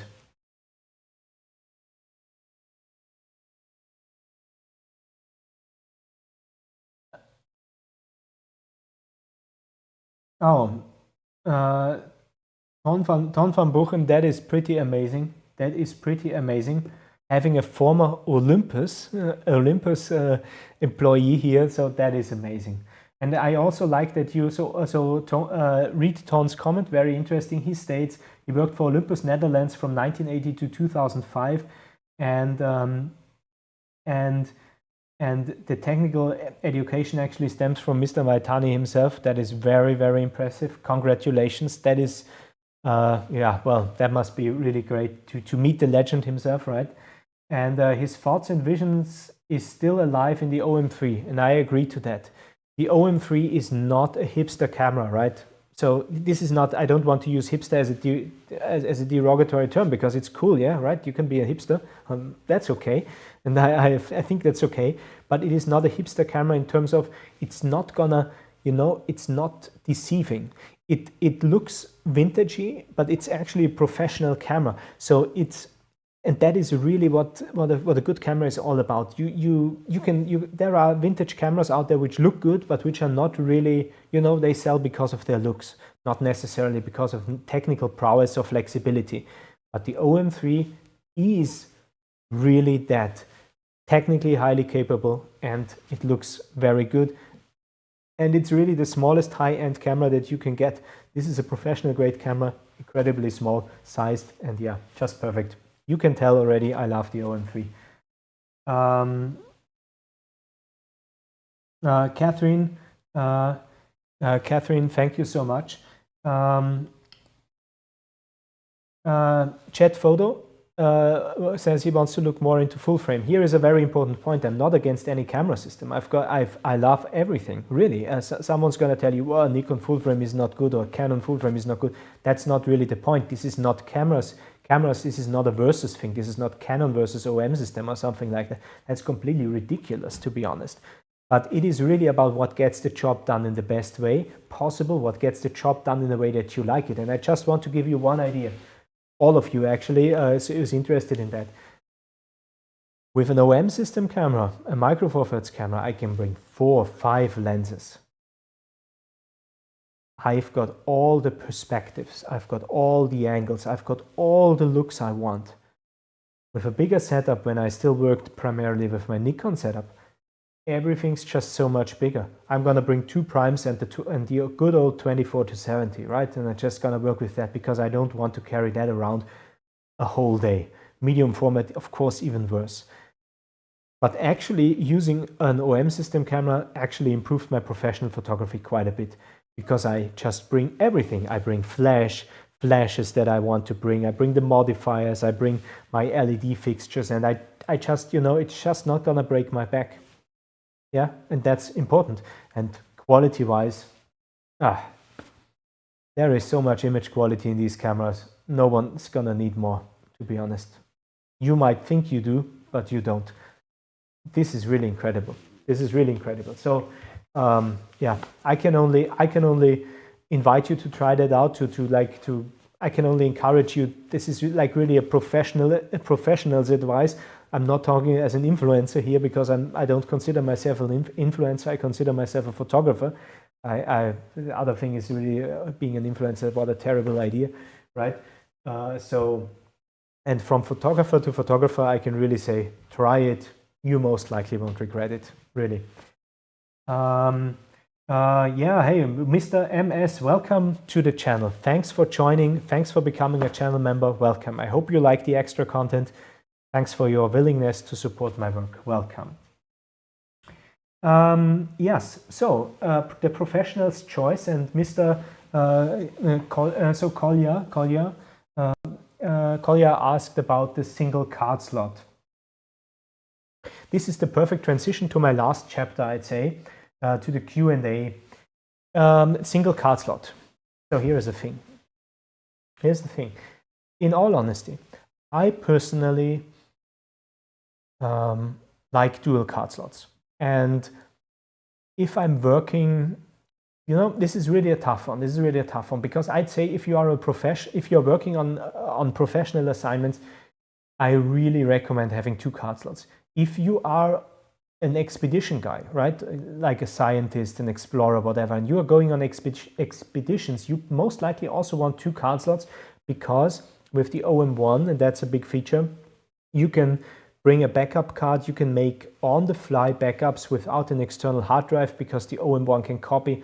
The OM-1 has a feature where it creates an exact copy of one card that's in there. So you can really back up your work. Let's say you're a mountaineering or something like that, and maybe you're a nature photographer, a professional nature photographer, or a professional, you know, I use the term professional not in terms that you make your money, but that you are really serious about it and that you are doing everything to get the shot with a professional mindset. So you are doing your best. That's the criteria.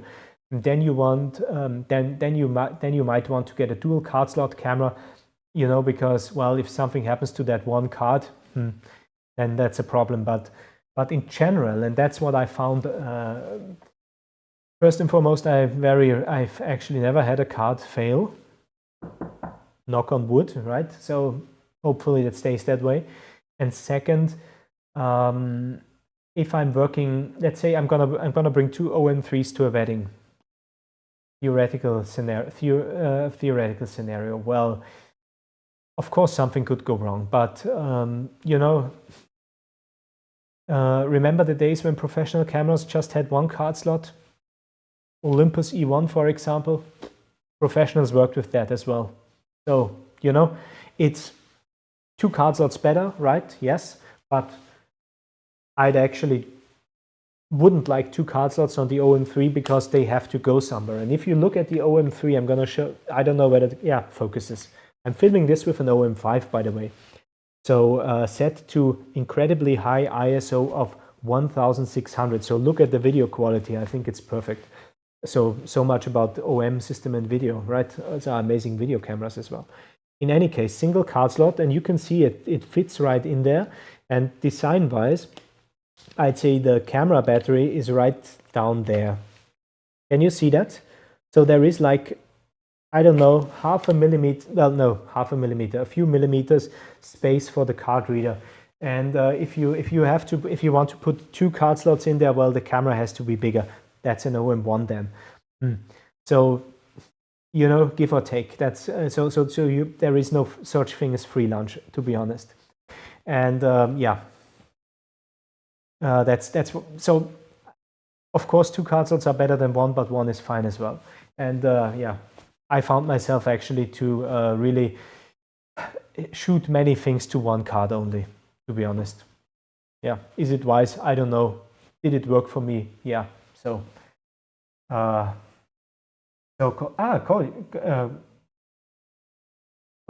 So that's. I hope I was able to answer that. So it's kind of a mixed bag, but in all honesty, I would never ever say, well, I'm not gonna get the OM-3 because it has a single card slot.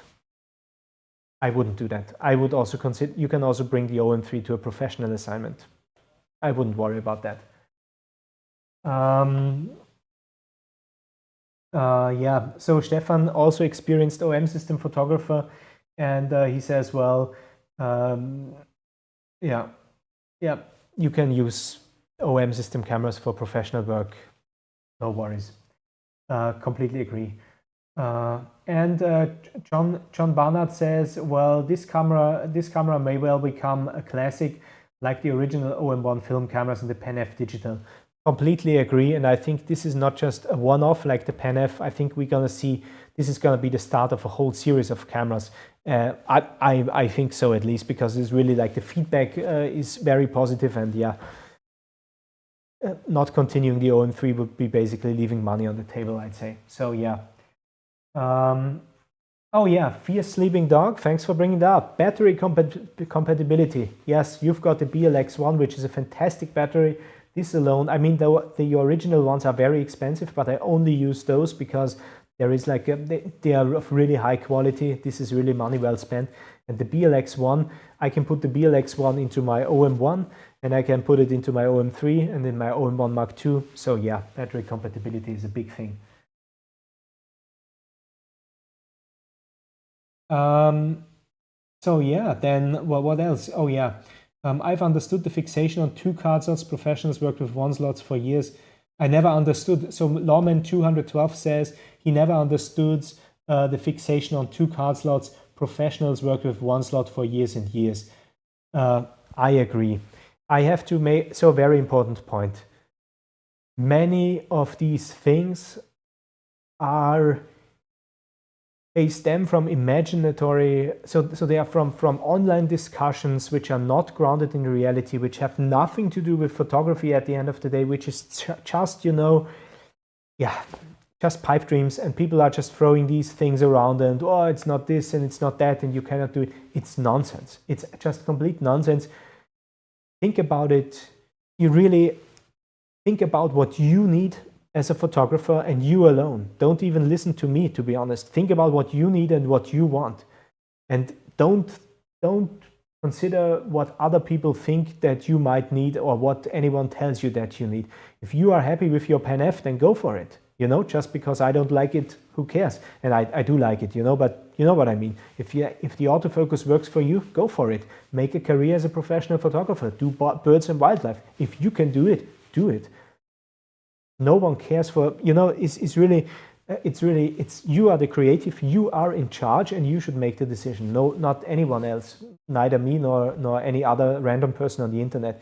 And these things like, it needs 2 card slots, it needs to be this and that, you have to have this and that, it's usually nonsense. It's really nonsense. Yeah, so really, interesting point by Jeffrey. Really, 2 card slots important for sports. That's interesting, yes, because you can shoot to 2 cards and then hand one off to the editor. But with the OM-1 series, you can also do the tethering thing. You can send the raw files over Wi-Fi. Also, I'd say that's even preferable to that. Very reliable. I use it a lot when I work in the studio. I just send all the raw files directly to my computer, and yeah, so I don't have to you know, wireless tethering, it's a big thing. It's also great, yeah. So just wanted to mention that. I'm gonna scroll through the comments really quick.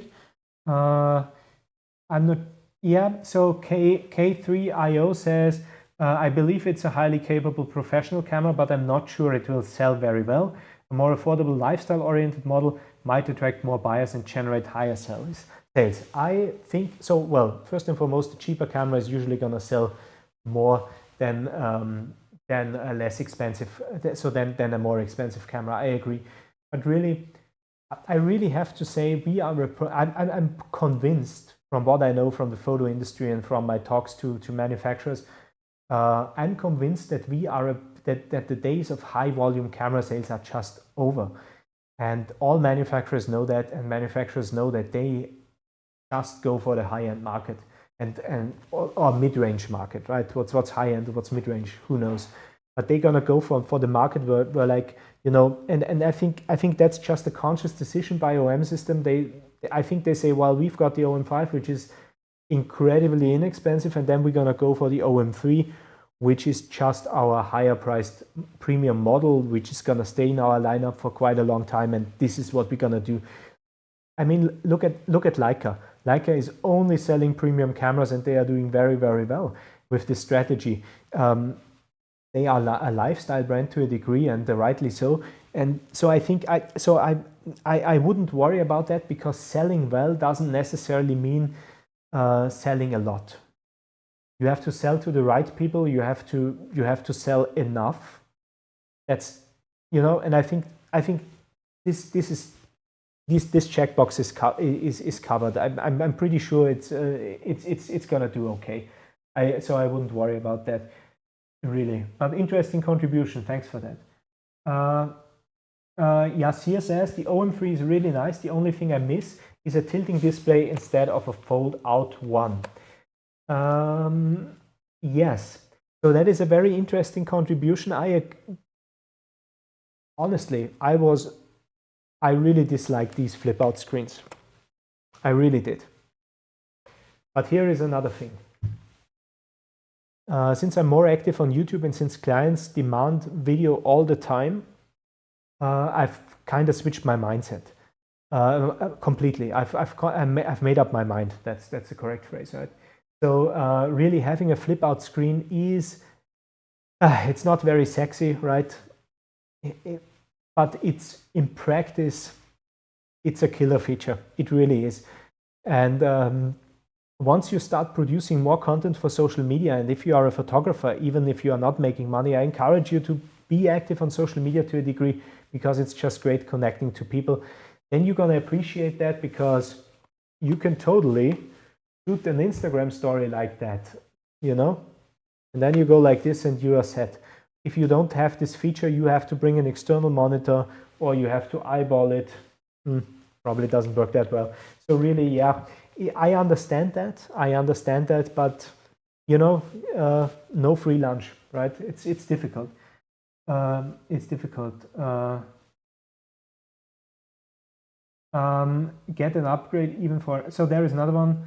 Oh yeah, OM-5 menu. I agree. I think we have to, so the OM-5 uses the old menu system. The OM-3, that's also via, I think, the OM-3. So here is, I'm gonna read that, because so otherwise you don't know what I'm talking about. Yasir says he would like to pay for an update for his OM-5 to get the new menu system, or the new CP function button, and so maybe you could pass that on. So here is the thing, two things. So this video is about the OM-3, right? I don't want to talk too much about other cameras, but I think we are heading in this direction to a degree. Let's talk about the OM-5 for a second. The OM-5 is not just the best value micro four thirds camera today, I'd say. It is actually miniaturized OMD EM1 Mark III in many, many ways. More capable, so I'd say in some degrees, in some ways. So really that is that. And there is just, so yeah, and it's actually a good camera, an excellent camera if you want to integrate it with older Olympus cameras that you already own. That's perfect. That's the OM-5. So Sergio, for example, who said he has the OM-D EM1 Mark II, and let's say that's his main camera, then you definitely want to get the OM-5 because it just integrates better than the OM-3, which has just very different technology. We might like that or not. This is really what the OM-5 is. It also takes me always some time to get used to when I've worked with my OM-1s, and then I go back to the OM-5s, and you know, it's a thing, but I think it's not going to happen, to be honest. I think they're just going to stick with that and say, well, that's how the OM-5 is. What I'd like to highlight, though, is that, and that's an interesting thing because that's a Q&A thing, and Yasir brought that up. There is this CP button, okay, computational button. You probably noticed that I didn't highlight that in my videos. Why? In all honesty, that's the only thing I think is a bit, you know, it's not a bad decision, but what is it? This is just the old auto exposure lock button. It's in the exact same place. It just allows you to program a menu for all the custom, for all the computational features in it. So usually, so in the OM-5, I think the OM-5 as well, I don't know, I don't use it that much, but for computational modes, but it's mostly my street camera. But with the OM-1, I don't want to say anything wrong, but with the OM-1, you can program basically any function button to do one specific computational mode, like high-res shot, live ND, or focus stacking, whatever. The only thing that really changed with the OM-3 is that this computational button now gives you access to a menu that allows you to select a computational feature. So any of the computational features. Sorry, now I've got that correct. Sorry, it's so that's the only difference. Apart from that, you could do the exact same thing with all other OM system cameras. So maybe we're going to get that in a menu upgrade, who knows, in the future, but really it's not that big of a difference because I don't know how you work, but for me it's usually that I'm going to do reportage or let's say a commercial assignment, and then I know I'm going to need two things. I'm going to need regular single capture and I'm going to need high-res shot. So I've just got one button programmed with high-res shot. I'm going to turn it on or off as whenever I need it, and everything else I'm just going to do via the menu. To be very honest with you, friends, I've reprogrammed this button to be a regular auto exposure lock button. I don't want my computational modes there. It's just super distracting because I'm used to like lock the exposure, get the shots, get the shots, get the shots, unlock, get another reading, get the shots, and so on and so forth. And I've always pressed that, and then I had like high-res shot, live ND, and I'm like, nah, I don't want that. So this is for me just a regular auto exposure lock button. I've programmed, I'm going to talk about, I think I'm going to make a video about configuring the OM-3 in the future. And what I did, I've assigned all the computational functions to the record button. Yeah, so I'm just going to hit that, going to use the scroll wheel. That's a good thing, yeah. So that's how I do it. So really, but I agree, it's nice to have all computational features accessible. So Yasir, I don't want to discredit this point at all. I completely understand what you mean, and I'm completely on board with that, but in practice it's not that big of a deal. That's just what I wanted to highlight.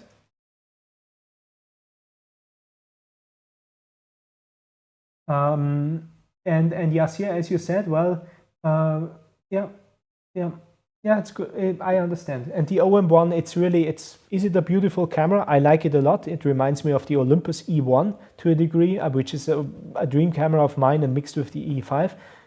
So I like the OM-1's design, but of course it's not an OM-3, right? So Mr. RC TRK has a question for the Q&A section. He says, I'm wondering approximately how long is the processing time for the handheld high-res after pressing the shutter? Well, I've got the test data somewhere in there, buried in there, but I don't want, honestly, it's like the OM-1 Mark II and the OM-1 Mark I, so about in the same ballpark. So I think I've got the exact same numbers in my OM-1 Mark II review. I encourage you to please take a look there. But honestly, time for a live demo because high-res shot is really a great feature. So I've mapped it to the button. So now it's turned on. focus, group, and done. Now the photo is taken, now it's processed, and that's it. So not that long. It's really a useful feature.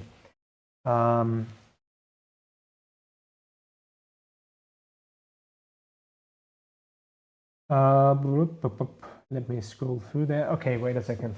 Wow, that's honestly, I'm really enjoying this live stream. Thanks everyone for participating. I hope you are having a great time as well.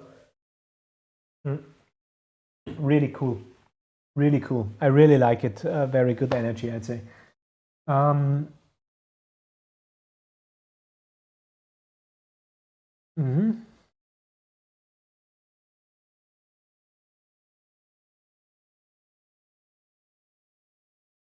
The drunk wedding photographer, the Nikon D700. I love it. It's just a fantastic camera.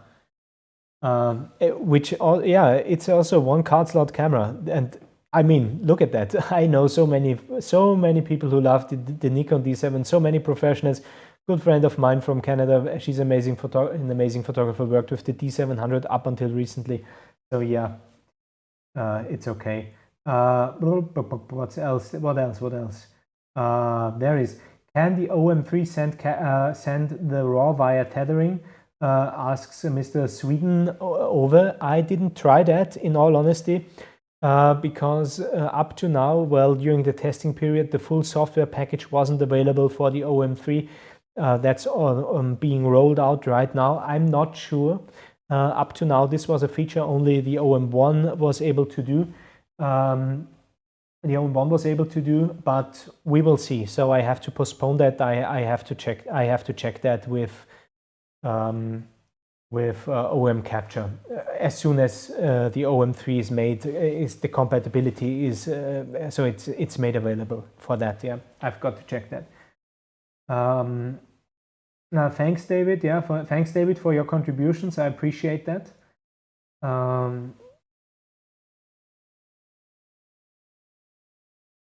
Stefan P. brought a very interesting point to the BLX. He said one thing, and that's the small things. When we talk about OM system or camera systems in general, it's not about the big spec sheet things. It's not about big megapixel numbers. That's all completely unnecessary. That's all, that's internet nonsense. And so you don't need more than 7 megapixels. That's a fact. More on that in a later video. But what's important is whether the camera performs or not. And Mr. Stefan P. has a very interesting point here. He says, to the BLX1 battery, I was just in Iceland at minus 28 degrees centigrade, photographing the northern lights. My brother only had 20% battery left on his Alpha 7 III after about an hour, me 65%. Yes. Having an energy efficient processing architecture, I mentioned that about the OM-3 in the video as well. I can go out, just take street photos with one BLX in there, and that's with the battery saving features on, of course. But yeah, startup time, that was a question earlier in the chat. How is the startup time of the OM-1? OM-1 off, OM-1 on, ready to shoot. OM-3 off, OM-3 ready to shoot. So it's immediately there, and when you use the quick sleep mode, it's like touch the button, get the shot. So really, it's instantaneous. So really, processing architecture is there, and the battery, so that you can really use the battery saving features without any issues. And yeah, that's what makes or breaks a camera. What is a camera any good without without battery power left? Yeah, so that's a point. Brian Stern says, do you expect grips to be available for the OM-3 and in what time frame? PS, I've already pre-ordered. Great session, thanks. So Brian, thanks for your kind words, and thanks for bringing this question up. I've asked OM System the same thing, and OM System said they do not plan bringing out a grip for the OM-3. So yeah, I think that's okay. In my opinion, you don't necessarily need one, but I'm quite sure that there will be third-party accessories for the OM-3. Just like there is an excellent, really an excellent grip for the OM-5. I think it's, wait, let me check, it's from Hagoge, something like that. So Chinese manufacturer of very high quality accessories. So we're probably gonna see a grip from them very as well. So, but the OM system, no. At least when I talked to them last time I talked to them was 2.5 weeks ago, and then they said, well, it's not planned. It's not planned. So that's that. Next thing, Eric, welcome back. Thank you so much. Thanks for joining again. When shooting with multiple OM system cameras, how do you manage geotagging or transferring files to your smartphone? The OI Share app only allows one camera per device. Eric, to be frankly honest, I do not really do this. I do not really geotag my photographs. In all honesty, there is no real workaround because when you can only pair one camera with the app, well, yeah, that's just a limitation, I'd say. So in all honesty, to me, it seems there is no real solution to that issue. And there is a thing, Jeffrey McFeet does, okay, I hope OM system, I'm going to read OM system, there is no Olympus anymore, right? Changes the flip out screen to the hybrid at Sony A705 on the A1 Mark II to the one that, yeah, who knows, maybe. Next question in there is Captain Welper. Can the OM-3 be used via USB-C only as a webcam? If so, what's the max resolution in frames per second? What would be the latency? Would there be a difference to HDMI out? In all honesty, I can't answer that right now, and I cannot unplug the OM5 right now. Otherwise, the stream is gonna come to an end. I'm not 100% sure. Let me check one thing. This might work or might not. I can at least check the webcam mode. This is one thing, you know, for me the OM5 is my webcam, right? So yeah, no, the camera is too smart. It knows that this is a USB-C cable plugged into nothing.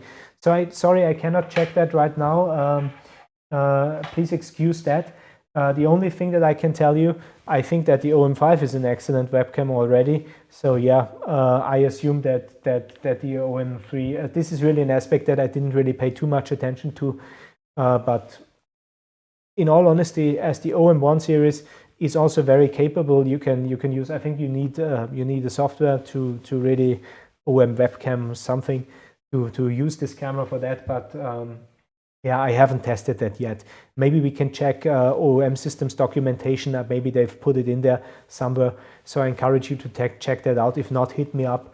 Yeah, I'm gonna check that. But cannot say anything to that right now. Sorry for that. Whoop, next question. Original Jam Tracks. Always appreciate your take on Olympus OM system products. One of the go-to voices and always providing valuable info. Thank you so much. I very much appreciate that. That means a lot to me. In general, I very much appreciate your feedback. This is really, for me, as a as a YouTuber, I call myself that, right? I'm YouTubing right now.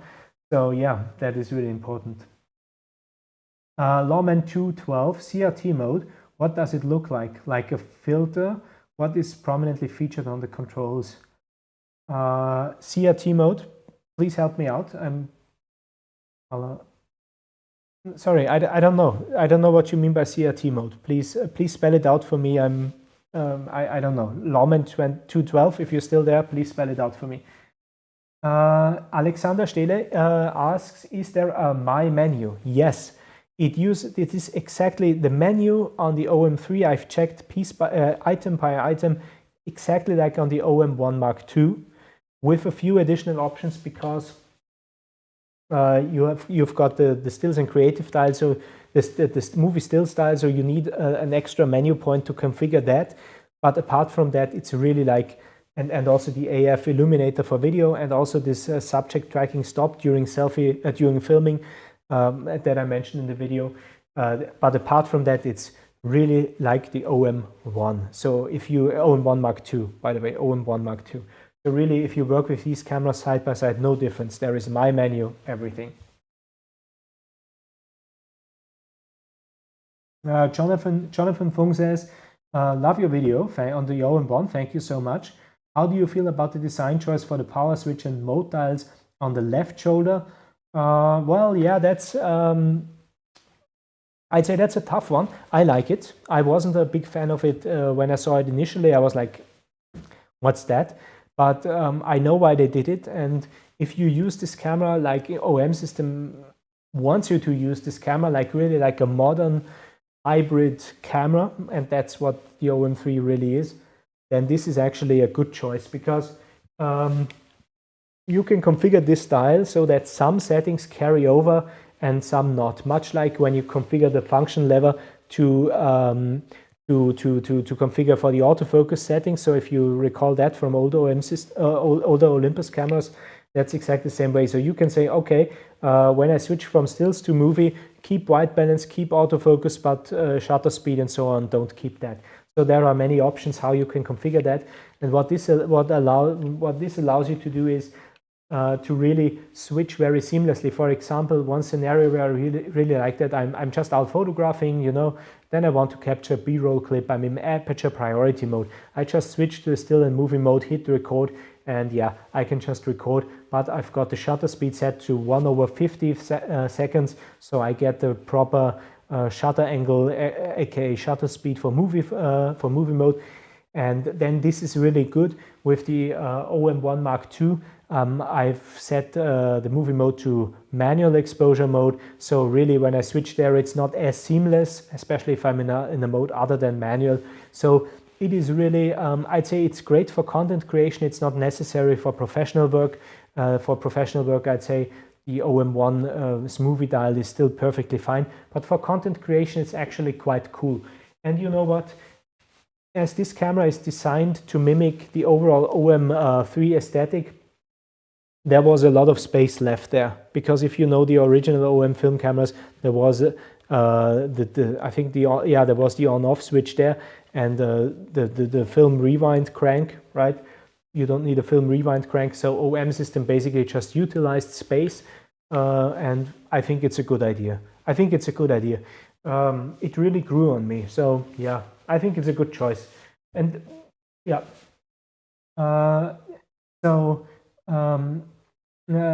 Jonathan says, I feel like they could have integrated the power switch in the mode dial so we can still get 2 customizable buttons on top like the OM-5. Yes, I agree. I very much agree. I think it's really, so what OM system did, the Pen F was really in your face in terms of you have to use this camera differently. This is a creative tool, do it differently. The OM-3 does the same thing to a degree, but minimal. It's a minimalist camera to a degree, and the control scheme is minimal. And they also, to a degree, patronize you in terms of how you want to use, how you should use the camera. I'd say I'm confident in stating that it's really, they encourage you to use the camera differently, and in a good way, And I think that's why they also really cut down the function buttons. I would have also liked, you know, I would have liked a function button somewhere down there, because I really like, you know, it's just convenient, one touch white balance or whatever you want to put there. But OM system really said this is not a camera that should be used like the OM-5, which can be used, which is actually which has a great control layout. I love it. The OM-5 is an excellent camera. I can highly recommend it, really. But they said, well, you have to do things differently with the OM-3. So the OM-3 is a camera. It is a camera that you have to adapt to as well a little bit. You have to you know, you have to be in the OM-3 mindset, if that makes any sense. And but that's in a good way. It's in a good way. And although I thought I'm gonna miss the function buttons, this one's only has 5 programmable function buttons. Yeah, it turned out that's not the case. This is really a very contemporary camera in that regard. And I'm pretty sure that you won't miss the function buttons. I'm pretty sure that you won't. But yeah. Stefan, thanks so much. So Could Eisl, Thomas, I highly value your videos. Thank you so much. Learned a lot. My only concern with the OM-3 is the lack of a grip. You have had the OM-3 for many hours in your hand. How does it feel with a 40-150 lens attached? Yeah, so Kurt, thank you so much for your kind words. Thank you so much.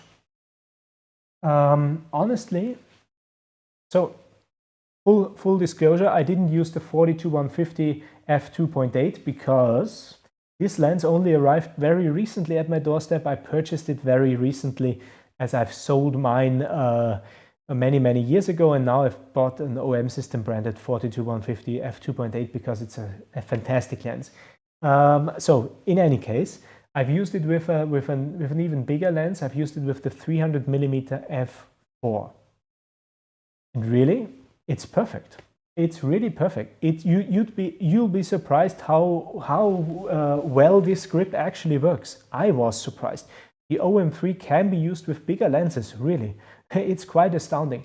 And let me tell you a story. This time not about history repeating itself, but a story about, well, to a degree. Have you, I don't know whether you've worked with classic OM series film cameras, Olympus film cameras. The telephoto lenses for the OM system, for the original film OM system, were also quite big. If you use the big telephoto lenses, you know, especially the brighter ones. And nonetheless, you could do that comfortably. If you go back to Nikon's FM series, FM2, FM3A, and so on and so forth. Also, if you can also use these film cameras with bigger lenses, and none of these film cameras have a grip. Think about the Nikon F3 HP, the #1 professional camera for photojournalists for a very long time. A really nice camera. There is no grip on this one either, and you can use all Nikon telephoto lenses. Actually, the Nikon F3's grip, it feels kind of, well, smaller than the OM3's grip, but yeah, but that's a different story. So really, here is my point. The OM3 pairs very nicely with lenses of all sizes, and in this case, trying is believing. I couldn't believe it myself. I was a little bit disappointed when I had the OM3 in my hands first, because I was like, there is no grip, and I love using bigger lenses on my OM system cameras. But it turned out that my initial reservations were completely unjustified. It really pairs well with bigger lenses. So really, it's also a camera suitable for wildlife with telephoto lenses. And you're definitely gonna be the most stylish wildlife photographer. This is really cool. So yeah, I love it with the 300 f4.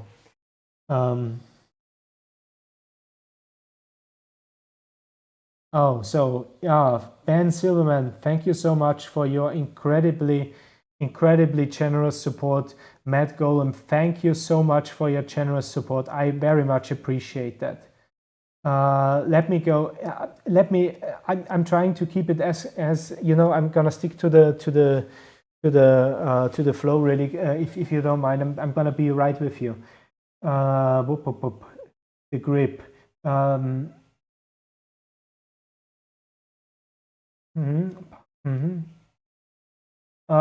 Yeah. The small another question from Mr. RCTRK. Would the small FLM3 flash be compatible with this OM3? As far as I know, yes. I own this flash. I bought it not so long ago. It's really nice. As far as I know, it's compatible. Yeah, it's because it's compatible with all new OM system cameras, including the OM1. So I'm pretty sure it works with the OM3 as well. That would be very strange if it doesn't. So yeah.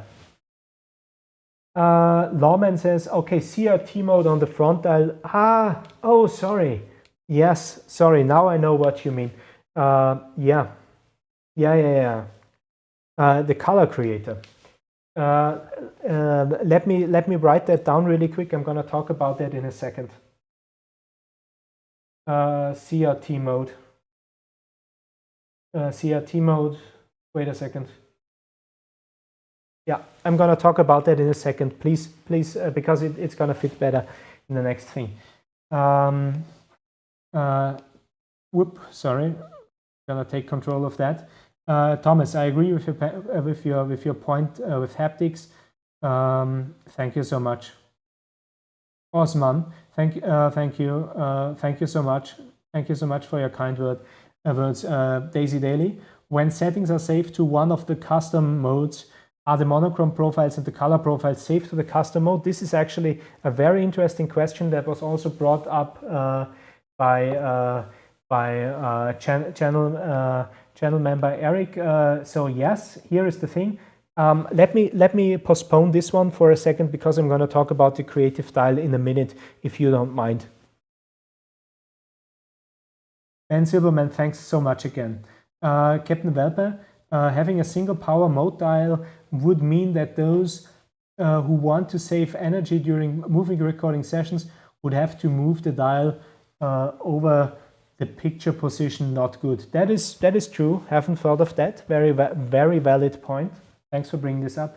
Matt Golem, thanks again for your support. I very much appreciate that. Kolya, quick tip for geotagging on multiple cameras. Think one camera, phone, geolocation. Excellent tip. So if you are struggling with the geotagging multiple camera thing, Kolya's got an excellent contribution there. I've never thought of that. Thanks. Please check it out. Thanks so much, Kolya, for contributing in such a great way. Vermis, I would like it as a backup wildlife camera to my OM-1, except for the bright silver shining. Well, I haven't thought of that, but maybe it's gonna work. Maybe it's gonna work. I don't know how easily frightened birds are, but I should actually, you know, the birds I photographed in the park, but you know, they were fine with that, but they are probably used to humans more than your average wildlife bird. I don't know. But yeah, give it a try. I'd say it's I'd say it's definitely the most stylish wildlife camera ever. Just imagine you're like dressing British style, you know, with a wax jacket and and then bringing out the OM-3 for wildlife photography. I mean, you know, that's gonna give you a lot of style points. Definitely. So yeah, okay. Bruce. The OM-3 is nice and stylish, but it also shows that the improved AF, Live, G&D do not need the RAM of the OM-1. So I still have a little hope that these features could be made available for the OM-1. Bruce, thanks for bringing that up. That is a super cool point, and I love to talk about that because I think there is a fundamental misunderstanding at play here. Because here is the thing. I mentioned it a bit in my review, but it was, you know, was a bit hidden beneath the lines probably. And that's also why I make this live stream, so I can address these very interesting, very technical points for the educated audience that you definitely are. Here is the point. So we have to look at the OM-1, OM-1 Mark II, and OM-3 separately if we talk about processing. This is not the same camera, none of these three. We've got the OM-1 Mark II, which is definitely top of the line, most capable. It uses the same processor as the other twos, but the underlying chipset is different. And so let's say yeah, the chipset, that's the point. The chipset is different. You've got a huge RAW buffer, 213 RAWs if I recall correctly, and the OM-1 Mark II is just a beast. It's the fastest camera out of all these. It doesn't really matter in menu operation and stuff like that, but just in terms of buffer, it's just the best camera in there. Then we've got the OM-1 Mark I and the OM-3. And here's the interesting point. The OM-1 Mark I and the OM-3 use the same chip in terms of TruePic-X, so you get the same look, you get the same noise performance, you get the same output in movie mode, also because of the sensor, but the rest of it is different. The chipset of the OM-3 is different than what we have in the OM-1 Mark I.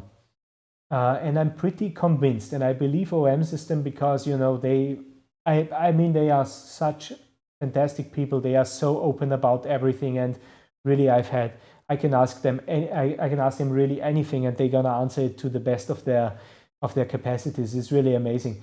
So I totally trust them, what they told me. And I've been very inquisitive when the OM-1 Mark II was released, believe me, because I was also a bit surprised about their decision, or not the decision, about the fact that some features weren't available on the OM-1 Mark I. And they were adamant in stating that this is a very different chipset apart from the TruePic X. It's really not the same thing. And I think the OM-3 doesn't really prove that the OM-1 Mark I is the same as the OM-1 Mark II. So quite the contrary, it actually proves that it's the other way around. And I'm pretty sure that we're never going to see the OM-1 Mark II features on the, or OM-3 features on the OM-1 Mark I. In all honesty, I wouldn't, even if I'm an OM-1 Mark I user, I wouldn't be bothered by that too much. The OM-1 Mark I is fantastic as it is, even without these new gadgets. But really, it's important to know that there is something very different going on under the hood. Also, that you see that with the buffer performance. I've compared the OM-5 and the OM-1 Mark I and the OM-1 Mark II, and all three have very different buffer clearing speeds, and the raw buffer is different. So the OM-3 has a bigger raw buffer than the OM-1 Mark I. You know, so there are things very different. The things are very different, and I think we can believe OM system that this is not because they want to, scam people, or that they want to rob you of your money to get an OM-1 Mark II, because the OM-1 Mark I received such a substantial autofocus upgrade even after it was basically discontinued by OM system. So we see the same level of support that we were used to in the past, but they just cannot bring it to this camera. And so that's my perspective.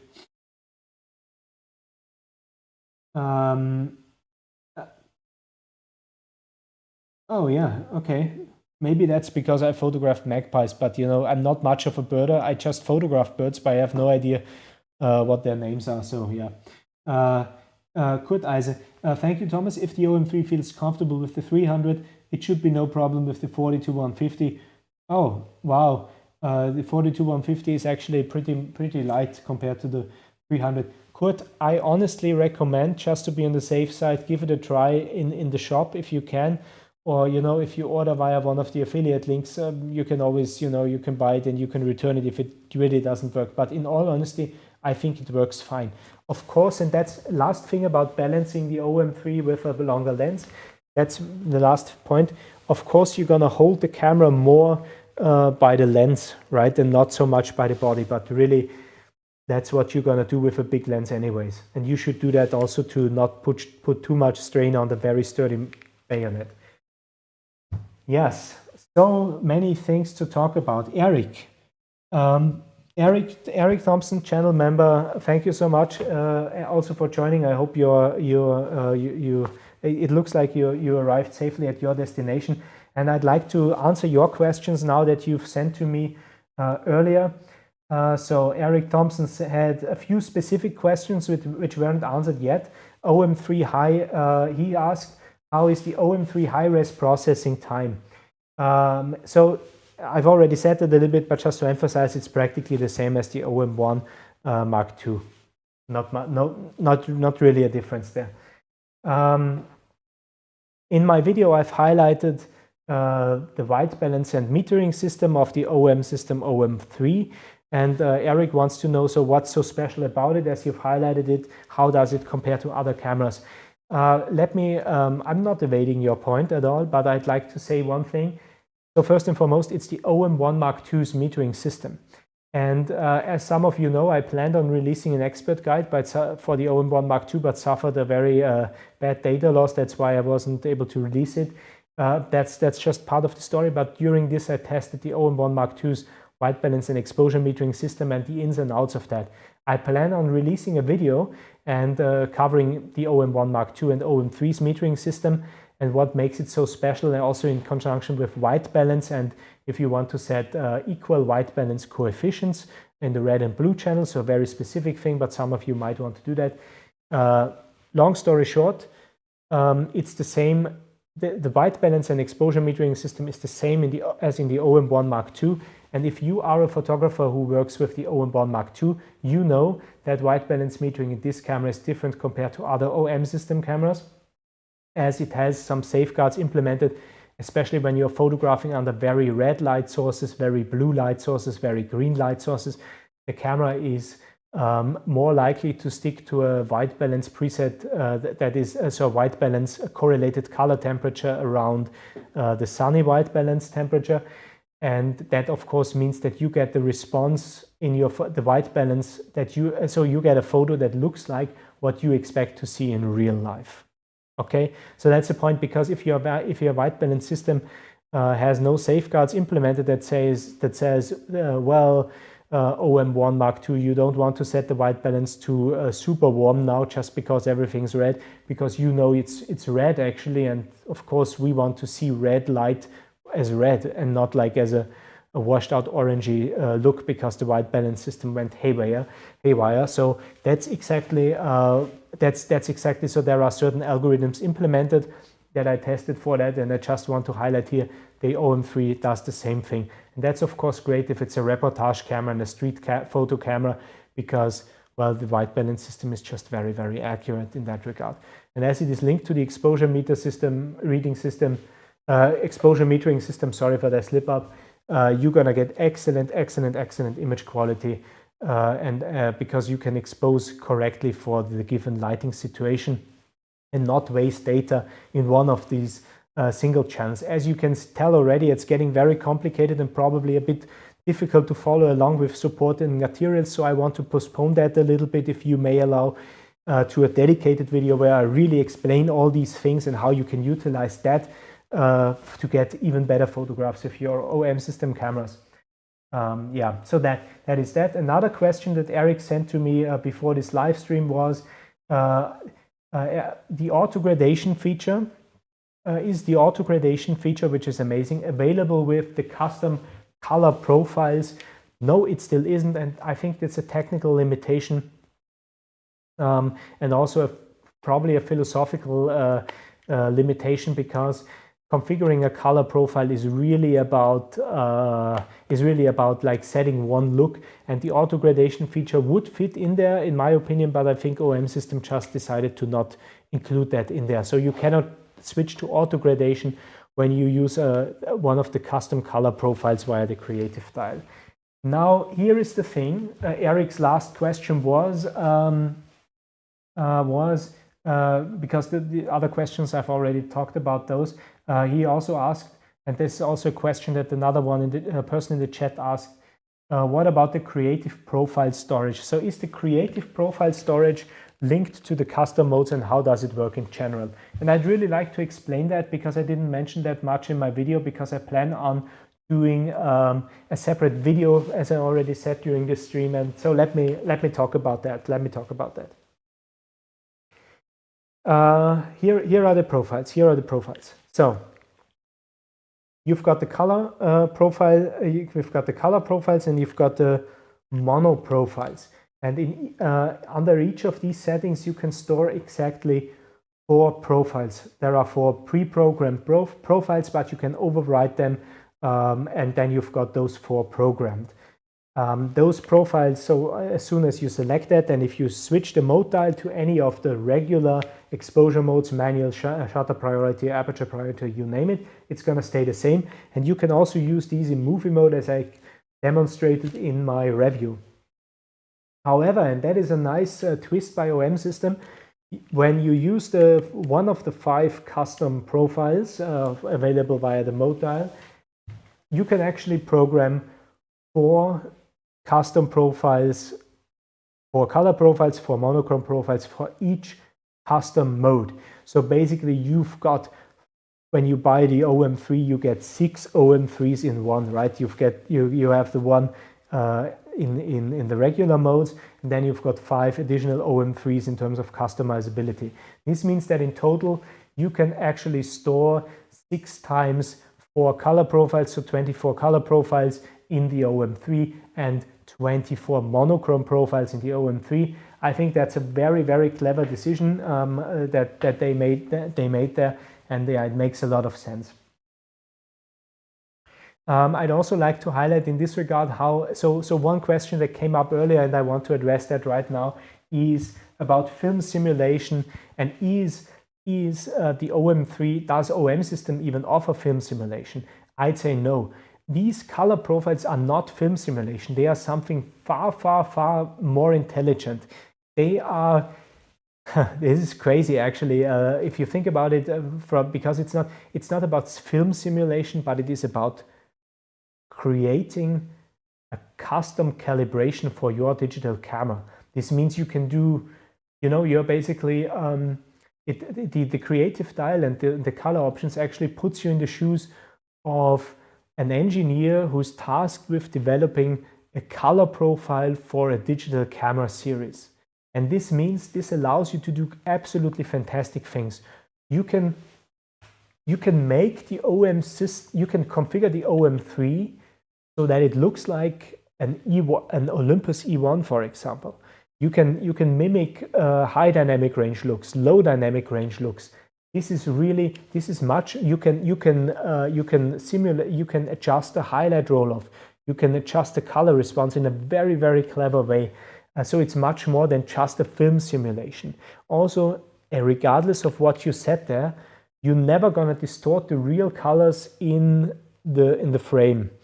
Quite the contrary, you are just adjusting the color response. I don't want to go into too much detail here really, because I want to produce a in-depth video on that, because there is so much to talk about, but this is just, I just want to drop this thought here. This is not really a film simulation. It is, well, in my opinion, way better, because it preserves the integrity of the scene color-wise, so it's not distorting the scene by adding a color cast, but it is but it allows you to fine-tune how the camera and, after all, you see the world. So it's pretty fantastic in that regard. Also, I'd like to, Brian, thank you so much. Thank you so much for your support. Thank you so much, Brian. Thanks for your donation.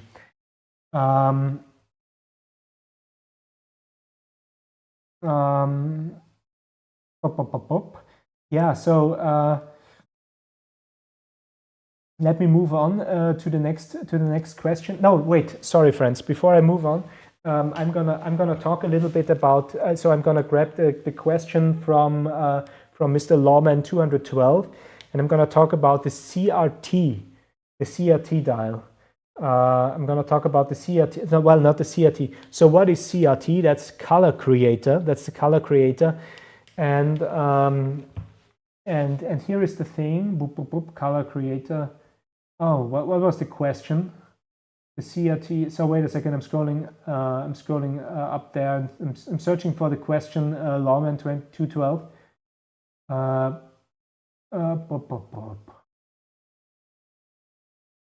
I think your question was. Sorry, I can't. Oh. Where is your question?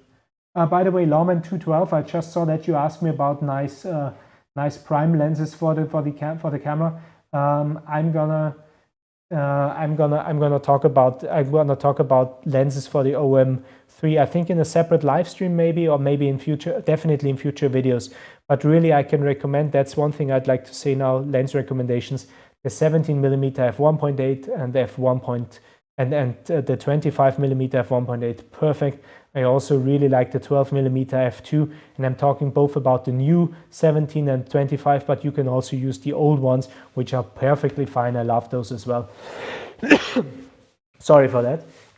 Also, at the moment, there is the 17mm f1.8, the classic one on there, so pairs perfectly. So Lawman asks about the CRT mode.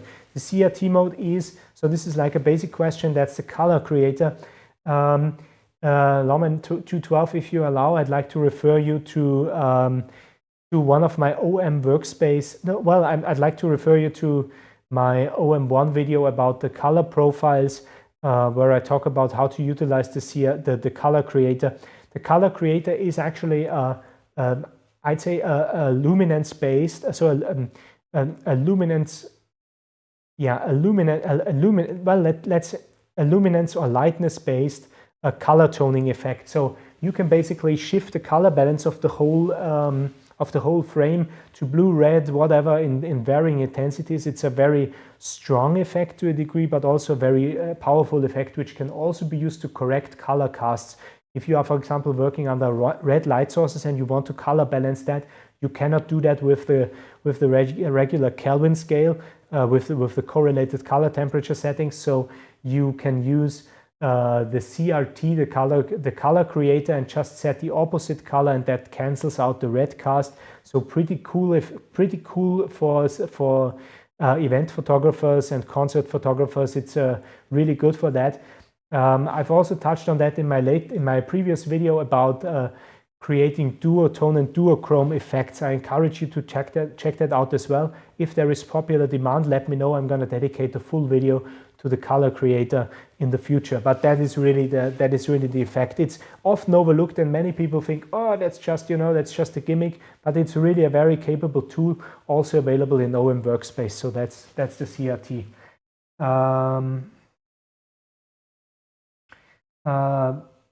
Yeah. Let me go there. Let me continue with the questions down there. So there we are. Okay. One thing before we move. So the next question is. Sorry for that. I had a cold the last couple of days, so I'm still a bit. You can probably hear it in my voice.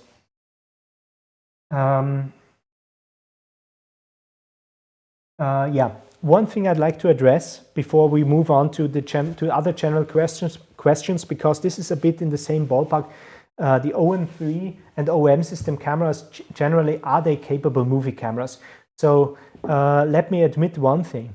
When I reviewed the OM-1 Mark II, I said I'm gonna make a video about using the OM-1 Mark II and its videographic capabilities. I never did that, and I'm sorry for that. So, but now I'm gonna do it, because the OM-3 offers amazing video quality, and I have no idea why reviewers are saying that OM system cameras are not good for movie recording. Absolutely not. I would say that they are definitely usable in a professional environment, and not just usable, but they excel in that. The 8-bit capture is amazing. You've got all the codecs available, H.264, H.265, you've got 10-bit, you've got usable HLG footage right out of camera, 10-bit. You can, I mean, if you are a nature photographer and you are shooting for 10-bit HLG, so like if you are like a professional filmer, you can shoot with this HLG profile and deliver directly like BBC standard HLG footage. I mean, this is amazing, and it's great noise performance, everything. And when we talk about the OM-3, it's all in this compact, stylish body. So that's pretty amazing. I have to, of course, GH7, so Lumix cameras they offer more features for videographers. And if you are primarily a videographer, I'd say yes, go for it.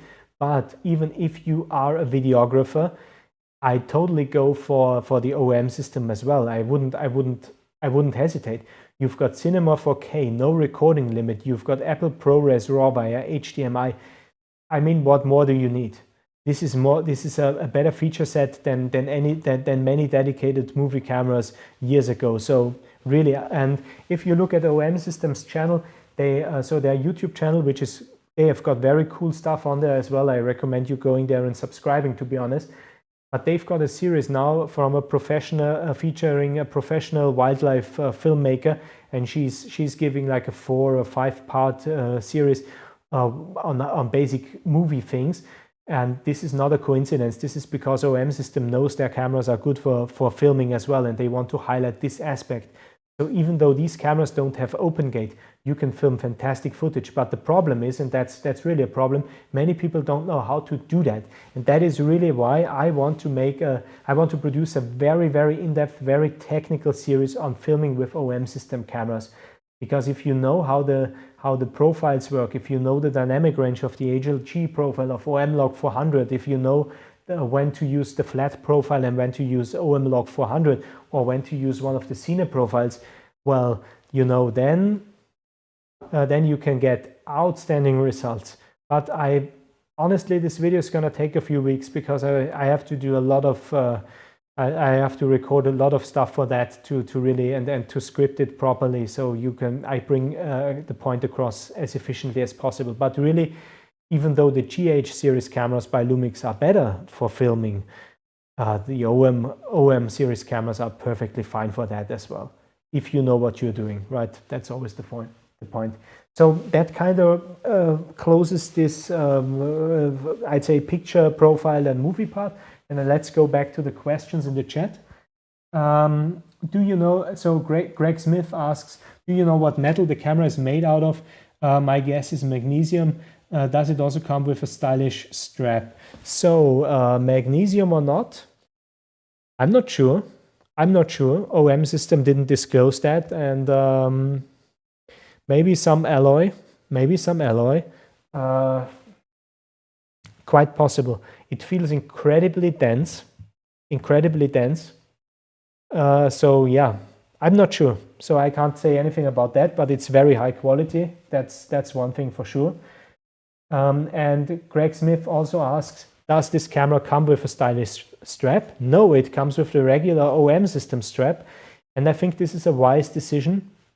OM system, they are also, they are highlighting nature photography and being like a brand for nature photographers, which is okay by me. And they are also highlighting that they are going for minimal packaging, that they are reducing plastic waste.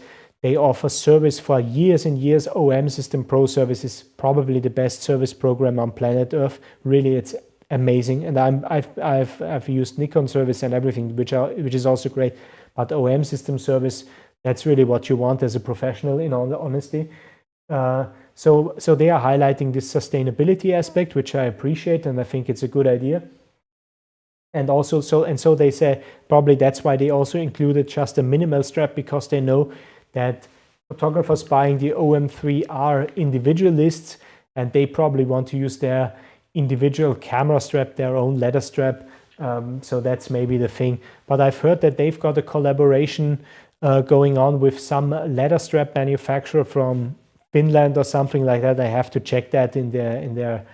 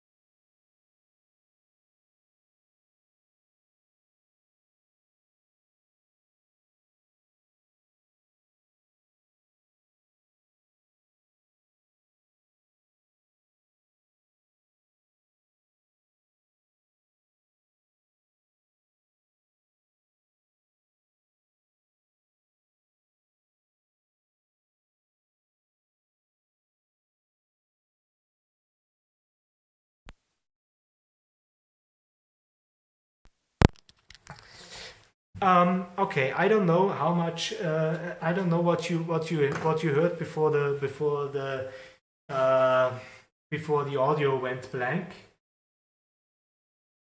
No audio since answer to the strap question. Thanks. You know what happened? I've been taught. So I'm going to show you one thing. Haha, that is fun. That is really funny.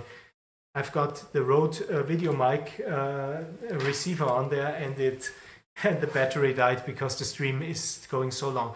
So now what I'm going to do, I'm going to talk straight into the OM-5's microphones. There is of course a drop in audio quality, but I think it's acceptable to continue like that. What do you think?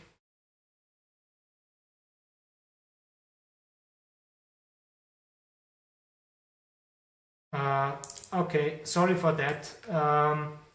I'm gonna go back. Yeah, okay, look at that. I said that OM-5 has actually quite good cameras. So cool, yeah. By the way, the OM-3 as well. You can record pretty decent audio with OM system cameras even if you don't put a microphone on them. Sorry, so okay, boop, boop, boop, boop. Duochrome camera straps. So yeah, what did I say? Okay, camera straps. Talking about camera straps. Did you get my recommendation for PG Vitek straps? So that's what I said. So there is a basic strap included in the OM-5, in the OM-5s, at least in the one unit that I got. But that's of course a pre-production model. I don't know. You know, maybe things change, but I think they're gonna go for the classic small OM system, high quality strap, but not a fancy leather one. Lawman 212. Lawman 212, so Boop CRT.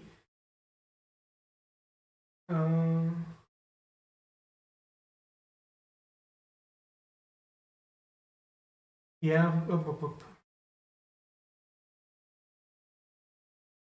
Captain Welpe, I'm gonna get back to your question. Captain Welpe asks about the CRT mode. I'm just gonna talk about that really quick.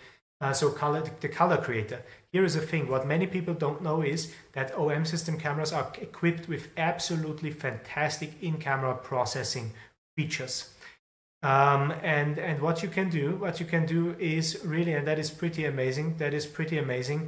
You can process basically every raw photo that you've captured with any setting that you apply later. So you can process photos that you've captured with any color creator settings that you want. So yes, you can absolutely do that.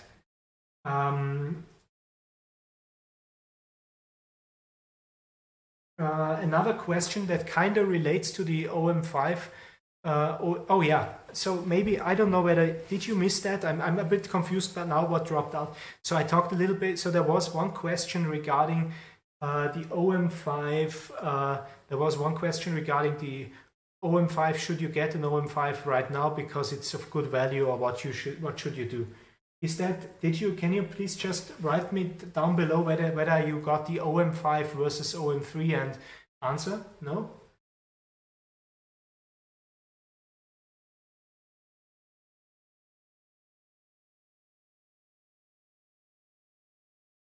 Just let me know in the comments down below, please, whether you got the question. So I talked a little. Okay, I'm just gonna summarize. Didn't hear the OM-5. Thank you, Lawman 212 for letting me know. Okay, one of you friends, one of you asked, I don't want to get the OM-3 because it's so expensive, but I'd really like to go with the OM-5 because I don't need the stacked sensor and everything like that. Here is the thing. My recommendation is really so, and my recommendation was, of course, it's perfectly sensible to go for the OM-5. It's a great camera. And I don't know about any future rebates that OM System's gonna bring to the OM-5. I don't know. I also don't know whether there will be an OM-5 Mark II in the near future. Actually, I've got two things to say. If you want to get an OM-5, either purchase one brand new. It's really a great value for money. It's really great value for money. I wouldn't mind buying one at the current price.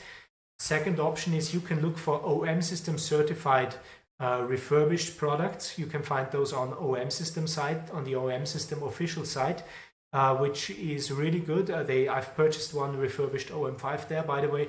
It's basically a brand new camera with a few clicks, and the OM System Pro Service team is going to look at these cameras and, well, refurbish them should there be the need of any refurbishment. So basically you get a brand new camera at a discount. that's also my recommendation. And I would absolutely recommend the OM-5 as it is.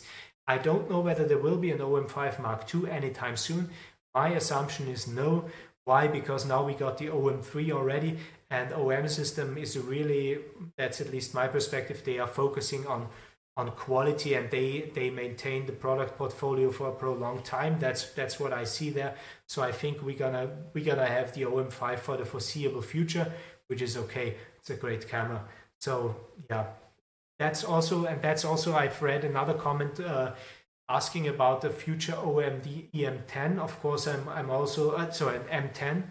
I don't think that there will be an entry-level camera below the OM-5 anytime soon, but I'm just guessing, because the OM-5, you know what, in all honesty, I'm going to spread a bit of love for the OM-5.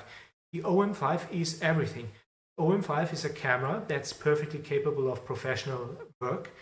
OM-5 is a camera that's also perfect for entry level. It's got all the automatic modes. You've got the fantastic, the green carefree setting. How is it called? Intelligent automatic. You've got this mode, so you can start. It is like the do-it-all camera. It's from entry level to expert. Everyone's gonna love the OM-5, in my opinion. So really, that is my take on that. I think there won't be an M10 anytime soon, but I could be wrong. You never know.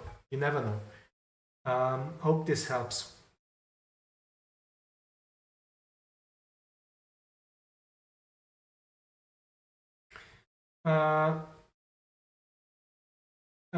Okay, so talking about video really quick. Lawman212, he said, well, the 8-bit is being criticized as being blurry. Absolute nonsense, in my opinion. So I film usually, so here's the point. Okay, did you see, so everyone who's watched my 4K, by the way, OM-3 review, this is all captured in 8-bit. This is all 8-bit footage. There is no 10-bit footage. And I think this is not just sharp, it's super sharp. It's perfect. It is, in all honesty, it is just a myth that OM system cameras are not good for video. They are excellent. They are really excellent. I fully stand by that. I'm using only OM system for video work, commercially, private, everything. So really, don't worry about that. And the blurriness is most likely because people did not use the proper sharpening settings. Probably they didn't use an ideal lens. And what is also quite possible, if you use OM log 400, the OM records the footage very raw, because of course this is meant for professional productions, and as a professional you want to sharpen the footage as you like. And of course other camera manufacturers are cheating, because they say, well, I'm going to sharpen the footage right away, so everyone's going to say, wow, that looks nice, sharp, right out of camera. But that's of course, well, that's of course a cheapskate move, I'd say. And as a professional, I don't appreciate that. I want to be able to sharpen the footage as I want, and I don't want the camera maker to make this decision for me, to be honest. So really, don't worry about that. 8-bit footage is great. Also, you're looking at 8-bit footage right now.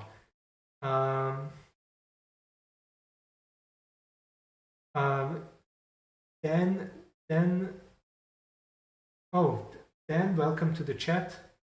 Matt Golem, purchased the newly released OM-3 body and kit before March 1, and you'll qualify to receive a bonus leather strap by Lucky Straps with exclusive OM system OM-3 embossing.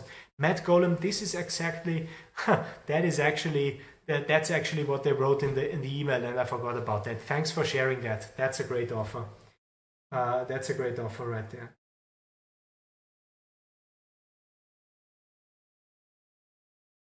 Greg Smith, you said you got up to the part where OM system actually contracted someone making exclusive OM system products. Well, it's not the first. It's really a good sign. This shows this is really a good sign. I agree. And also, but there is one camera there is one collaboration from times of the Olympus Pen F that I'd like to highlight. The French bag manufacturer, and I really talk about manufacturing because they are artisans. They are making this stuff themselves. It's Bleu de Joff de Bleu de Joff, I think. That's their name, and they've got an exclusive Pen F and Olympus bag series in their collection. I think they still make it because it's, well, as far as I know, made to order. But you know, we are talking about 600, 700 euro leather bags, handmade in France. So that's not for everyone, but it exists. Definitely worth checking out. You know, giving it another. So that's it.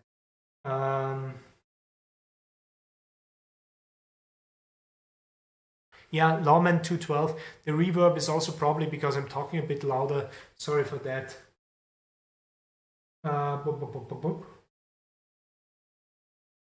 And Vermis, the OM-5 is really great, honestly.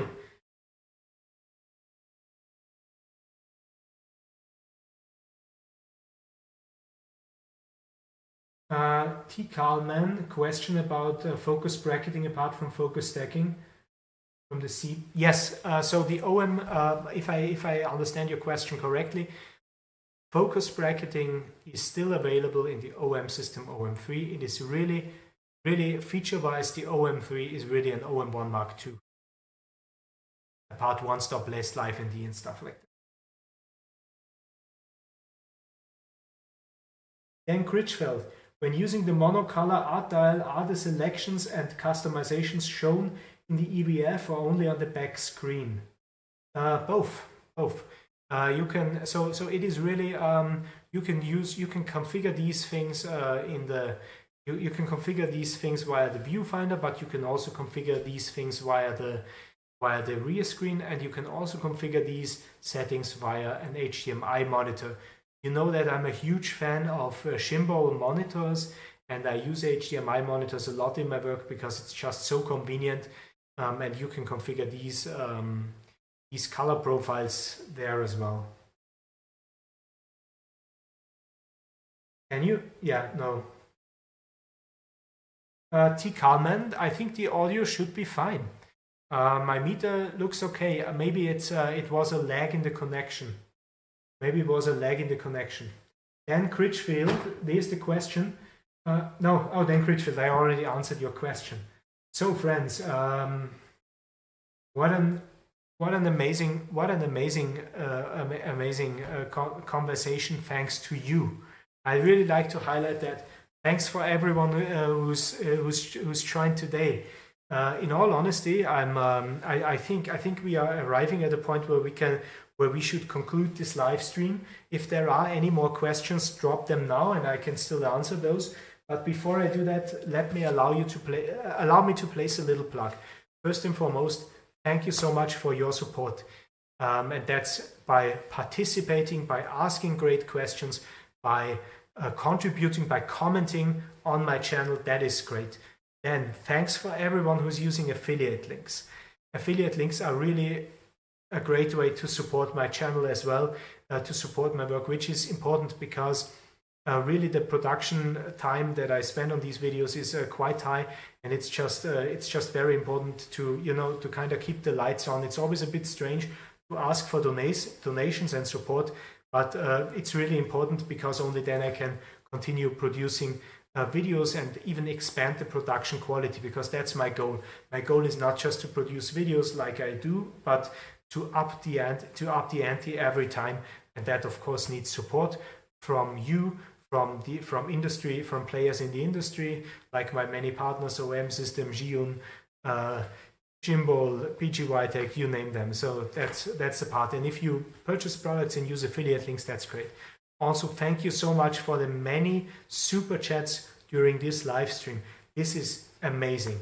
I'm humbled. I'm honored. Thanks for contributing in this way. This is amazing. Thanks for everyone who's a channel member. Thanks for everyone who became a channel member. I've got some semi-exclusive perks for channel members. There are some videos that you can rewatch that are not publicly available. So becoming a channel member is a great way. And I've priced the channel memberships at €4 per month. There is only one tier. It's only this €4. So that's a cup of coffee per month. I did that deliberately so because I want to have that as accessible as possible. And really, but really, this really helps me because, regular contributions make it easier for me to plan my production. And yeah, so I also encourage you to check out channel memberships. That is so that is that. That's my plug right there. Lawman 212. Thank you so much for your support right there. This is just amazing. Thank you so much. Thank you so much for contributing. This means a lot, and it really goes a long way. I really want to, I want to emphasize that. Bob O'Neill, thank you for these informative videos. Looking forward to getting my hands on one soon. Yes, you know, one thing I'd like to emphasize. Of course, I'm biased. Every human being is biased. If you see a reviewer who tells you he's not biased, well, that's just impossible. We are all biased.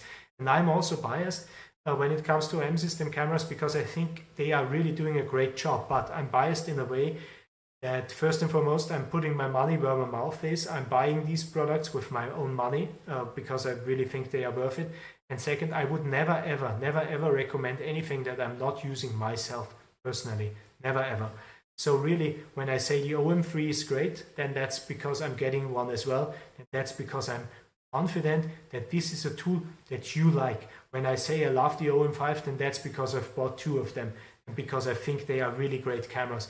When I say other cameras are great as well, that's really about that. That's integrity. It's not unbiased. That's impossible, but I try to uphold high standards of integrity there. So those are serious recommendations, and yeah, that's that. So I'm sure that you're gonna like the OM-3. Jay De Wilde, is it De Wilde or De Wild? Sorry for that. Thank you, Thomas. Always looking forward to your future videos. Thank you so much. That means a lot to me. Rob Track. Great. Hey, Rob. That's great. Thanks for dropping by. If the stars align, I'll be on Rob's live stream very soon. I'm very much looking forward to that. Thanks, Rob, and thanks for dropping by.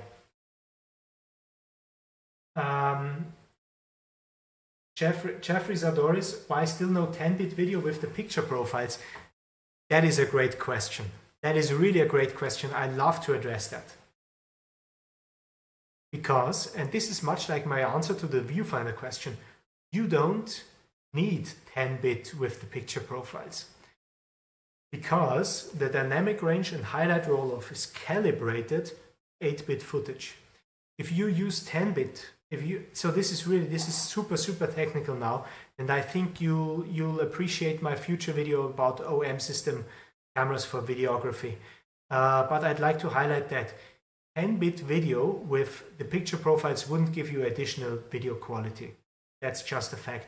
You would just get footage that's really not finished to use, because 10-bit is usually not accepted with most display devices.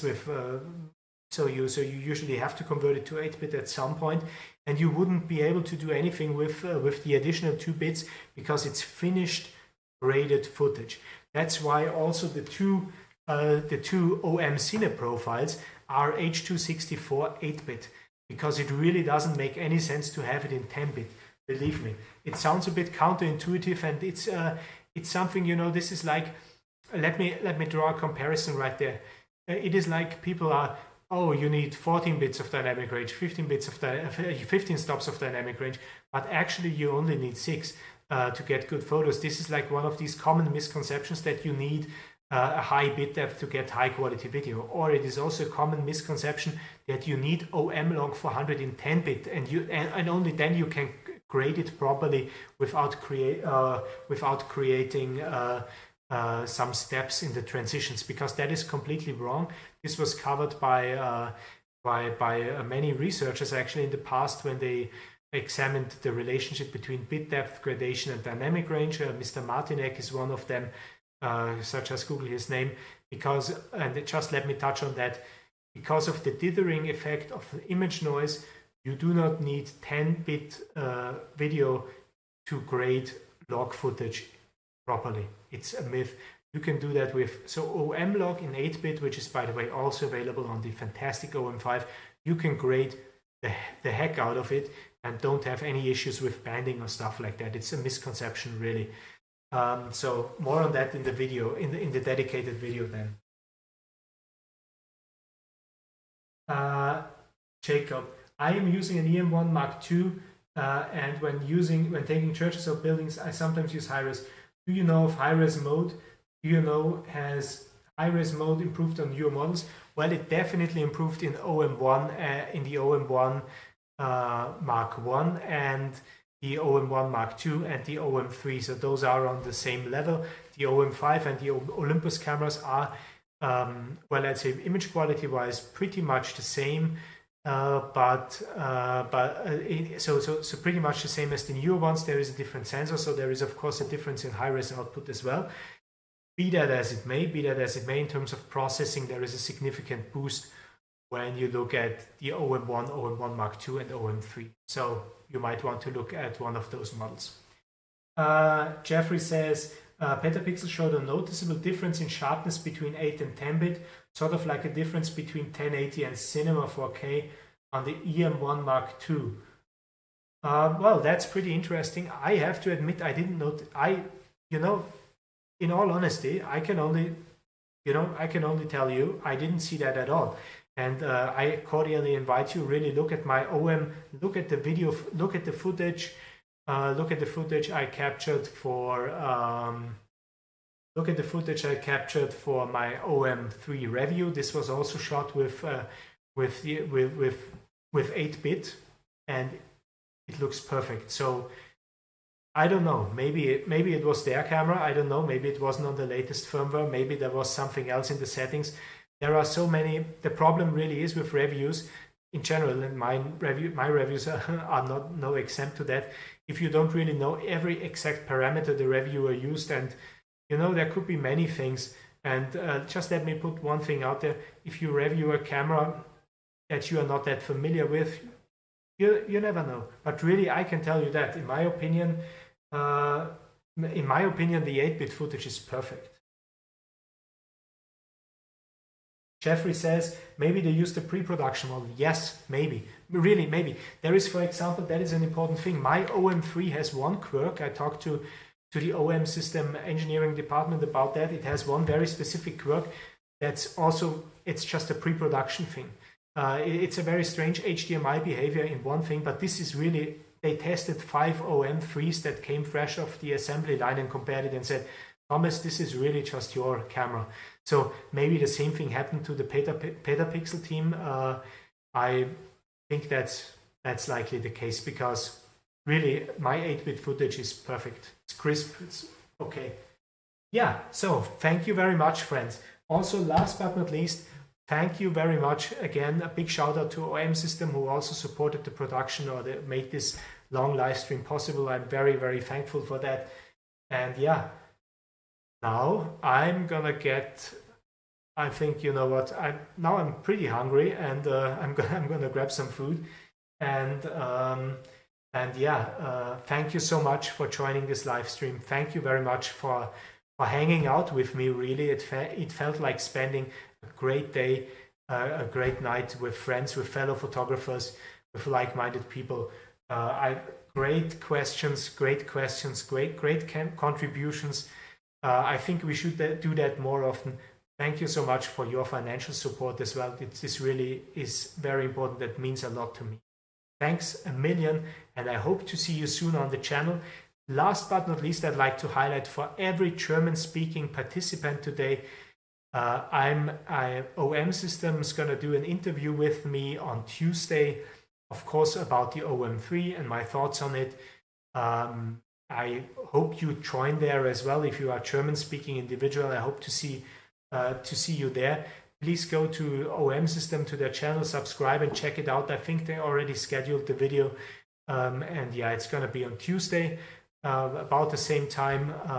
Yeah, I'm also very much looking forward to it. It's a great honor to be on their channel. And yeah, so if you are there as well, it's always cool. OM System is really, they are an approachable company. They have approachable staff, friendly staff. They talk to the customer. So it's always great to be on their live streams as a guest, and now like as a participant, and now I'm like on as a guest there. So I very much appreciate that, and I hope to see you there as well.